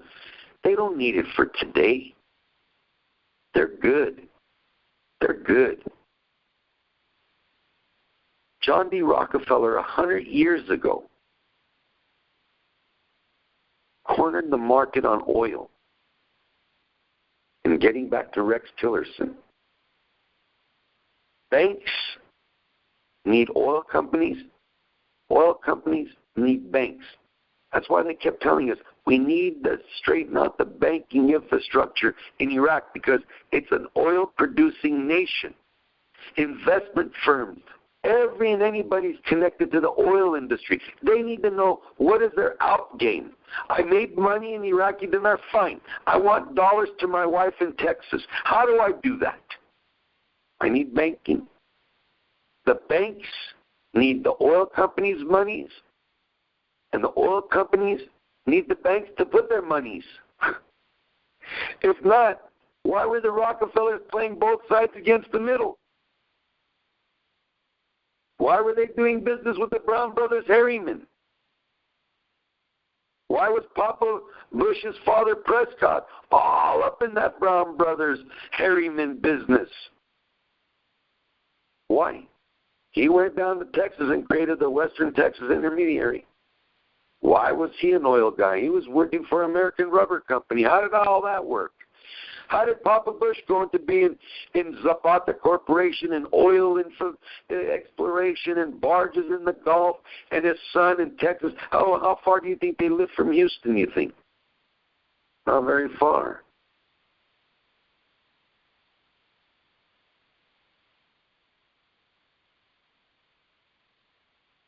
Not Very far. So Rex Tillerson, he's got to take a 2-year hiatus from ExxonMobil while he's Secretary of State. But the only person that can put it to Vladimir Putin's ass, not once, he's going to do it twice. And all of a sudden, now President Trump says, well, you know, Exxon, I'd like for you to start considering doing re-explorating and exploration for oil back in Russia again. Well, you think Trump doesn't know who he's going to send over there? Rex was there a couple of weeks ago, not even a couple of weeks ago, and Lavrov is telling him, no, this is not the way we're going to do business. And Rex Tillerson doesn't say anything but just cracks his neck real gently. He says, you're an idiot, dude. Shut up. Dude, I bankrupted your country once, I'll do it again. Your central bank went from being worth $500 billion to less than $300 billion now. Where'd all your monies go, Vladimir? You didn't listen to your finance minister. We can't afford it, Vlad, he kept saying. But no, Vladimir wants to, he wants Crimea, he wants to annex Crimea. And all these other countries want to be part of NATO.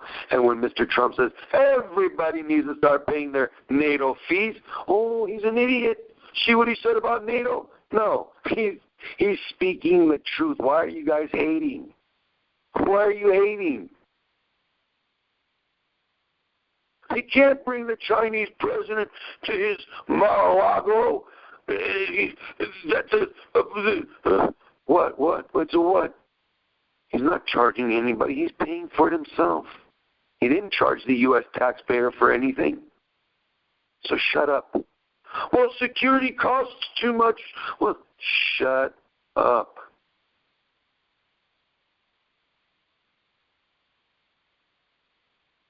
He wants to abolish Obamacare. Shut up. Shut up.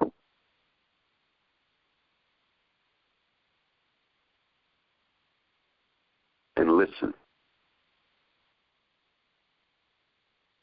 If you're a hater, don't hate. Listen and learn. In 100 days, do you realize what the stock market has been doing? Do you realize the monies that are starting to flow? I was telling Cody earlier, the Federal Reserve is saying, wait a minute, you guys. We might have to hurry up and raise some interest rates because the economy is... wait a minute, unemployment's down, it's falling.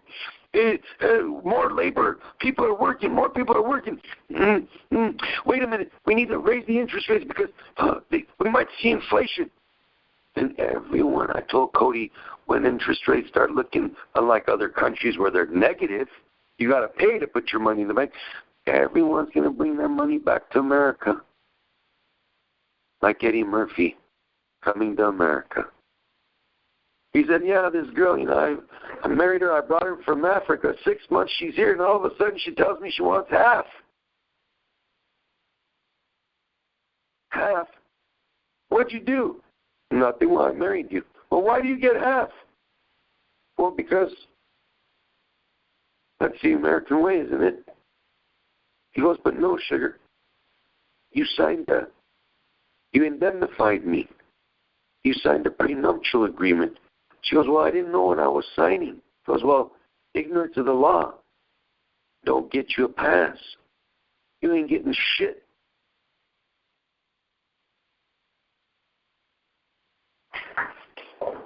So when you mess with Rex Tillerson, when you mess with President Trump, when you press our military to find out what we're made of, and we haven't even, it was a mistake. That flotilla, it was going in the wrong direction. It wasn't going towards the North Korea or the China Sea. Dude, shut up. Seriously? Shut up. Now the CIA and the South Koreans were trying to come up with this way to assassinate him and kill him with, why didn't they just call Vladimir Putin and ask him if he can borrow some polonium-210 and shot him with a dart? And if the CIA is going to do anything like that, we're going to hear about it? I guess WikiLeaks leaked. No, Vladimir told the world that we were trying to kill the North Korean. That's what happened. Vladimir, them Russian bastards. They drink too much vodka and then they can't, like Oki would say, loose lips sink ships. That's it. So when people don't know and they keep downing the Iraqi, well, it's taking too long, it's never going to happen. Do you even know what too long means? How do you know it's been too long? Well, what was that? You guys were reading the 5-year plan, the future plan of Iraq. Exactly. Less ISIS, less Maliki. Everything should have been a go in 2012. Yes, understood. But did you know? Did you know that on Obama's watch it wasn't going to happen? Did you know? I didn't. I believed it. Then I found out. A scam.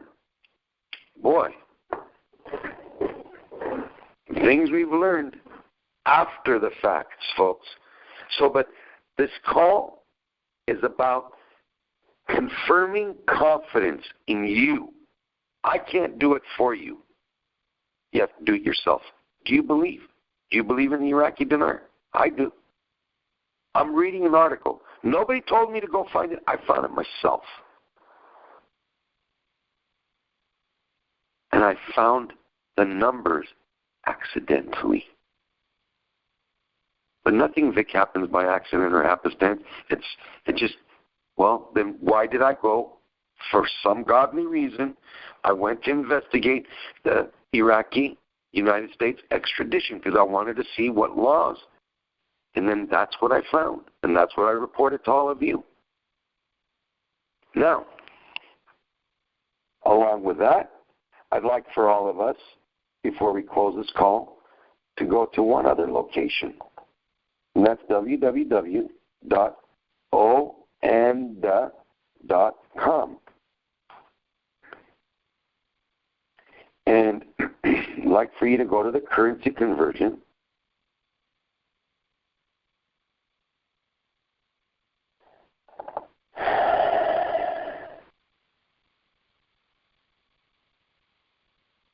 And I'd like for you to, on the flag, leave U.S. flag. And on the right side, change that to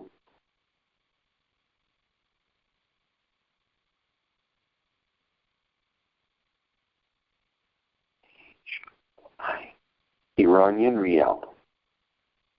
So since the last time that you and I talked, and since the last time that this young man that has a call going, and he keeps saying that great things are going to happen in Iran, since the last time that you and I visited Rwanda, and we can go to the historical exchange rates, okay, that's a given. It's right here in front of you.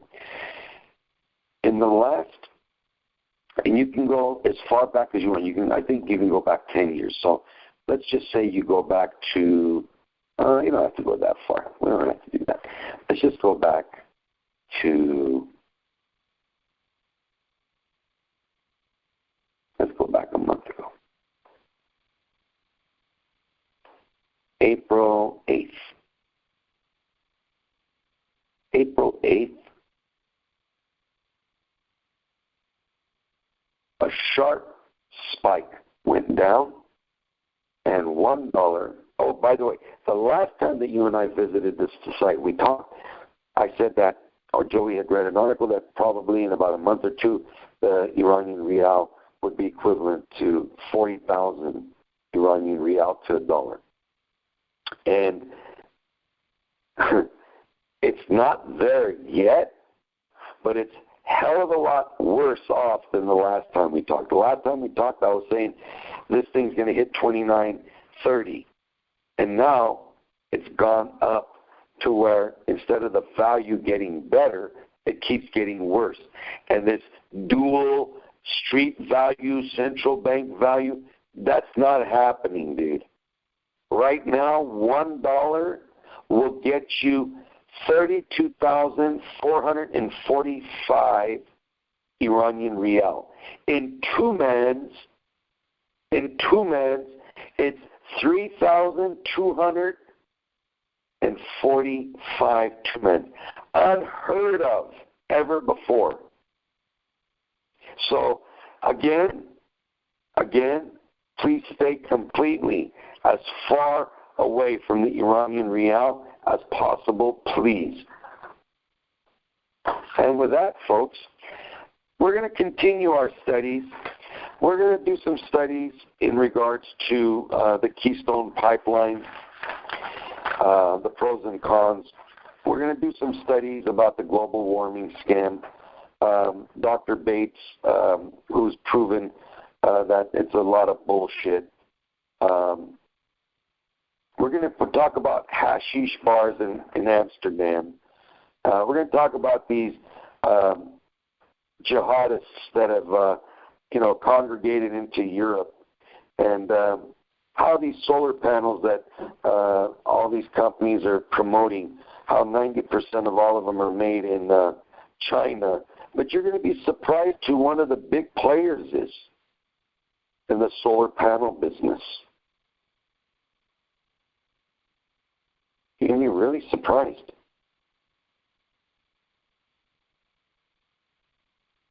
Yep. We're going to talk about some OxyContin, how these pharmaceutical companies, why are they producing more than than there's prescriptions written? Huh? Let's talk about Hillary when she said, "Me and Bill, we left the White House, we were broke." Oh, wow. $260 million in your slush fund is hell of a lot farther than broke than I've ever heard. Huh? We're going to talk about why Mr. Obama tried to pull a quick one on us and was so proud to say, "Oh no, see, no, the powers of money, no. See, we don't have banking relations. Yeah, so we didn't give them dollars. No, we didn't give them dollars. We gave them euros and Swiss francs, the two currencies, and of those two currencies, the euro, Mr. Obama, is the one currency you can do the most damage with. Like Mini said, damage. Yeah, that's the money. Those euros, because they don't have, the special task force that we have with the Treasury. The euros, 1,000 euros. That's the bill that terrorists love. Yeah, Mr. Obama, you didn't give them dollars we could track. Oh, no. You gave them euros and Swiss francs. Well, they'll take the Swiss francs and they'll go to Abu Dhabi, Dubai, and they'll give it to Maliki's cousin, Mohammed Maliki, who will launder the Swiss francs into gold, and then they'll sell the gold, get dollars, and you don't know where those dollars went. But the euros, the most wanted currency is the 500 and the 1,000. Large denominations, because that's the easiest way for money laundering and terrorists to get what they want done. Smart move, Mr. Obama. Who told you about that? Valerie Jarrett? She told you pay them in euros and Swiss francs? Or did Comey tell you so that he can trace them? Yeah, what we're going to talk about is methadone. Yeah, so we're going to talk about methadone. We're going to talk about how the Germans created methadone to get people to get off of heroin, and then you can't get off of methadone. And that's why Obamacare works. Know it? Yep. So, Trump put 7 countries on the ban list, and everybody had a heart attack. And then I asked one of my friends, I said, "Hey, brother, man, Which country did Saudi Arabia put a ban on that you couldn't come to Mecca? Iran. Oh! So it's okay for an Arab country who's Muslim to ban an Iranian country who's Muslim from coming to Mecca because you're a Persian, Iranian, Shia, I'm an Arab, Saudi, Sunni, and I'm the Sharif of Mecca, and I'm not letting you piece of shit Iranians come to Mecca because every time you piece of shits come here, problems happen in Mecca. And so nobody ever complained about the ban on Iranians to Mecca, to the pilgrimage, to the Holy Land. But yet when Mr. Obama says, oh, wait a minute, most explosions or assassinations that happen in airlines, nobody really finds out what happens. But usually it's a tape recorder, a cell phone. Remember those Samsung cell phone batteries that kept exploding? I wonder why Maliki bought so much stock in Samsung. You think that was a way of moving terrorism with blowing up batteries in airplanes? Imagine the damage that could have done. So Mr. Trump is a dumb shit. No laptops, no computers, no whatever's, those, lab, whatever they're called, those stupid iPhone, bigger than iPhones, whatever they are, the pads, they don't even do anything. I don't know what the hell you want to walk around with one of those. But you can't bring those unless you're from this country, that country, that country. You can't come on the airplane with it. Oh, Mr. Trump, you're terrible. You're being a racist. Why? Because I'm smart? And I'm not going to have some numbskull Nigerian blow up my airplane? So no one complains the world over that Iranians can't go to Mecca. But, oh, wait a minute. If you're Iranian and you're coming to LAX and you get your ass handed to you and shipped back, that's bunk. And in the letter that I wrote Mr. Trump, I said if I went to Iran and I was coming back while that ban was in process, I wouldn't be pissed off. I'd say, thank you, Mr. Trump, for being careful. Do I need to go back to Iran and recome? No, you go to Austria or Germany, go to Europe or go to Canada and re-enter. No problem. I'm not going to get drug off of Delta Airlines and get my front teeth knocked out because first I wanted to take $800. And no, I'm a doctor. I got to meet my clients the next morning. So he gets his ass beat up and thrown off the plane. Then Delta Airlines is the bad guy. See how it always works? And people are video cameras, this, every telephone's got a camera. Now the airlines are the bad guys. How they market it. And those, remember they used to have a saying about lawyers that used to chase ambulances? That's what they mean. They're dime a dozen. These people in the news here in America, dime a dozen. Wolf Blitzer. He's in the thing room, situation room.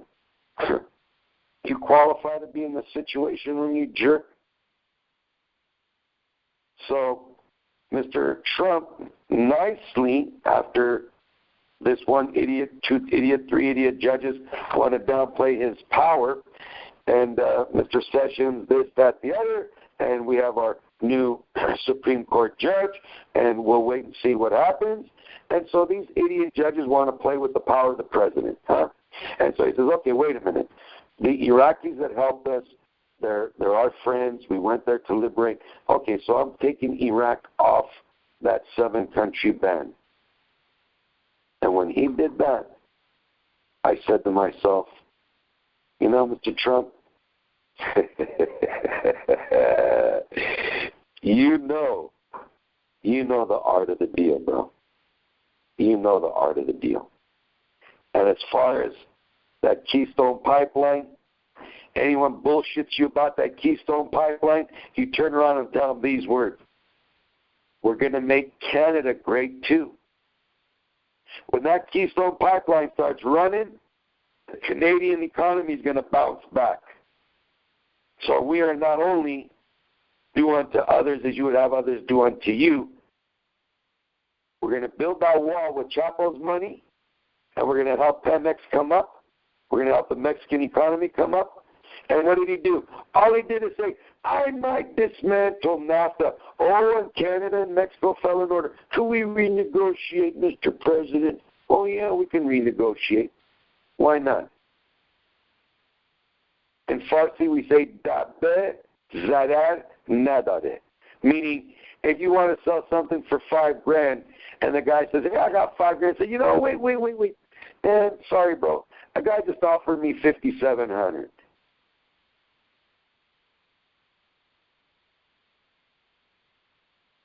You want to play? I got a buyer. You want to offer me $5,000? I got a buyer for $57,000. I'll meet you halfway. Give me $55,000 and I'll cut the deal. That's the art of the deal. It's the art of the deal. He swindled people out of money. Really? He's had 3,000 lawsuits. What businessman do you know of? If he's a good businessman, should be involved in lawsuits. Because after all, there's one thing I got to give to all of you about the United States of America, and that is this. This is the land of the fee, F-E-E, and home of the brief, B-R-I-E-F. Because everybody here wants to sue everybody. So we're the land of the fee and home of the brief. And so if Trump ain't a businessman, which he's a damn good businessman, he knows all about the fees and the brief. Because that's business. And if in this country or in any country, if you don't take it, ain't nobody going to give you nothing. And I didn't say steal. You got to take it. That means earn it. You got to make it. You got to work it. And those people that got or sent someone an e-message, oh man, Vic's being really harsh. He's saying we all need to go get jobs. Listen to what Vic said. Because you didn't hear what I said. I said stay busy. Be in the mix. Be in the game. I don't care what position you're playing. Just be in the game. Stay busy, active, keep healthy. Because what are you going to do with all this wealth if you got no health? What are you going to do? You're going to spend it on doctors? Or like pharmaceutical medicine is a great thing for you. They'll prolong your illness. They're not going to cure your illness. Anyway, I think I talked too much for one day. I hope I didn't antagonize anybody. I hope I was fair and to the point. And again, remembering that we're going to continue to do our studies, but we're going to study in depth. We're going to go to the Iraqi oil ministry. We're going to see what the amount of oil they're pumping. That's a good barometer. We're going to stay on top of this. And next time when we meet, I should have done it earlier. Cody sent me a beautiful article about the HCL law. We're just waiting for it to post in the Gazette. And folks, seriously, God bless America. God bless each and every one of you. God bless our president. And just keep thanking him for the blessings that he sends us every day, please. Because either small or great doesn't matter. We're in the mix. A lot of people would want to be where we're at. They don't have the money.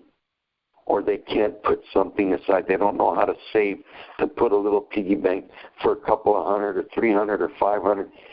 But when the time comes, I know all of us are going to do the right thing. But what we're not going to do is we're not going to try to buy anyone's love. You don't buy love. You don't buy respect. Honor and dignity comes from within. And if nobody's got it, they ain't going to buy it. It's not for sale. I love each and every one of you. Cody, thank you for all your time today. Bob, my mind's been with you constantly. I know you. We just have a lot going on right now, folks. But before I do close, this was a blessing for me as well as for hopefully all of you. I needed to do this call because Vic don't roll like that. I told everybody, I'll ride this puppy till the wheels fall off. I don't quit. I am a wolf. I am a lone wolf. But I'm alone only because if that's the way I want to be at that time. But I'm not alone on the call. I have a lot of brothers and sisters that truly know what respect and love is. And I want to close this call by asking all of you to bow your heads and let's go to our Heavenly Father. And I want to say to all of you, thank you. Heavenly Father, thank you so much for all that you do for us on a daily basis. I want to thank you for just all the respect that you've shown all of your children the world over.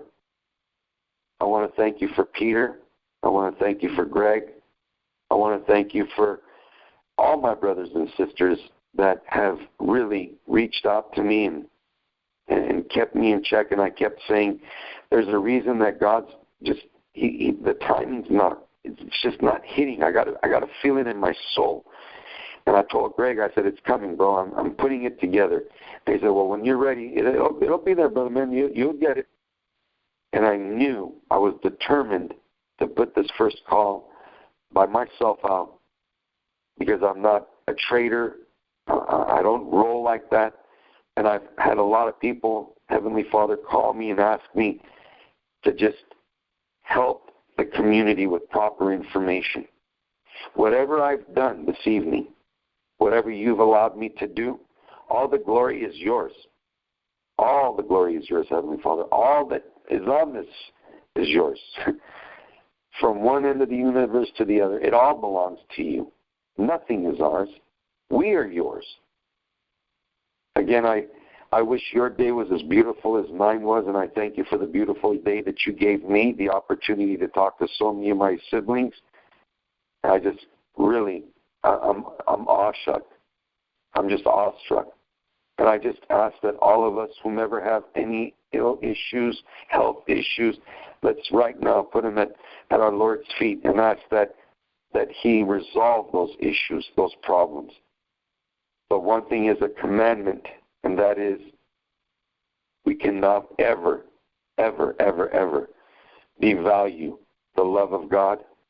We can't let others who are embarrassed to talk about Jesus or our Savior or about our Heavenly Father to remember that when the day of reckoning comes, will He be embarrassed of us?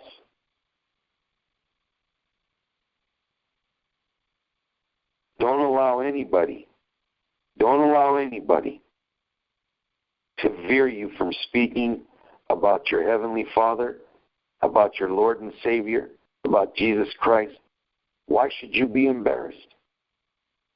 How can anybody be embarrassed to say that Jesus is his Lord and Savior or her Lord and Savior? How can anybody be embarrassed to say, thank you, Heavenly Father, for the daily bread you've given us? But if you're embarrassed to speak of Him today, be ashamed the day when He's ashamed to speak of you.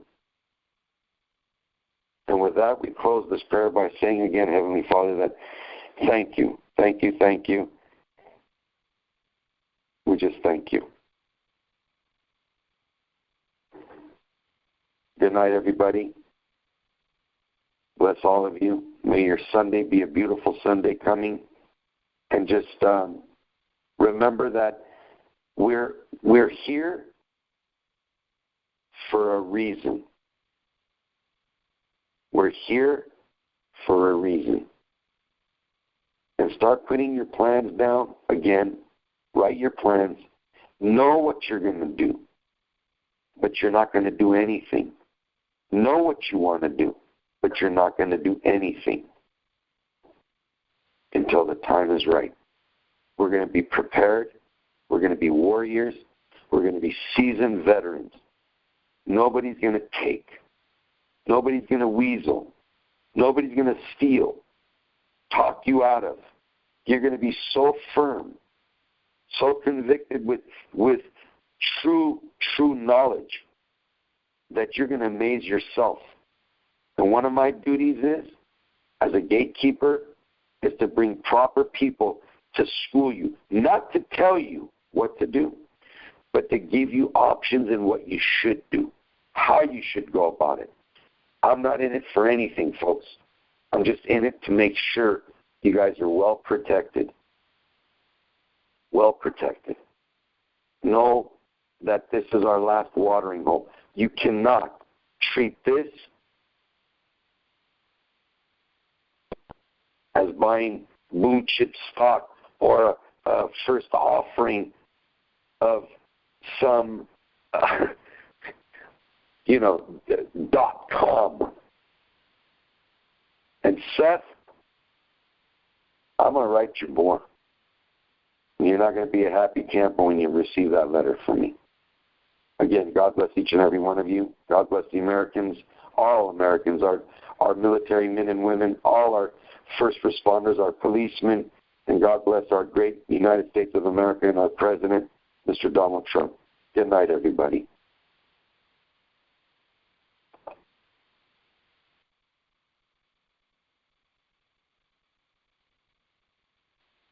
Good night, Cody.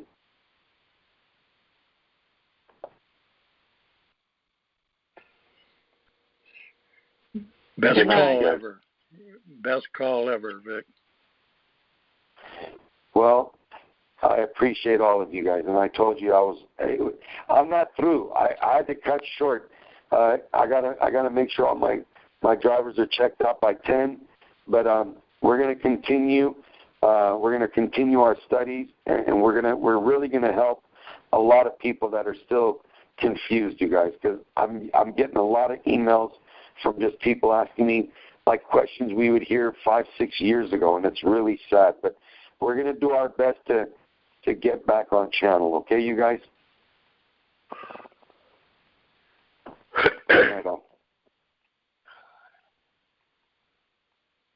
All right, let me shut this off, and I'll be talking.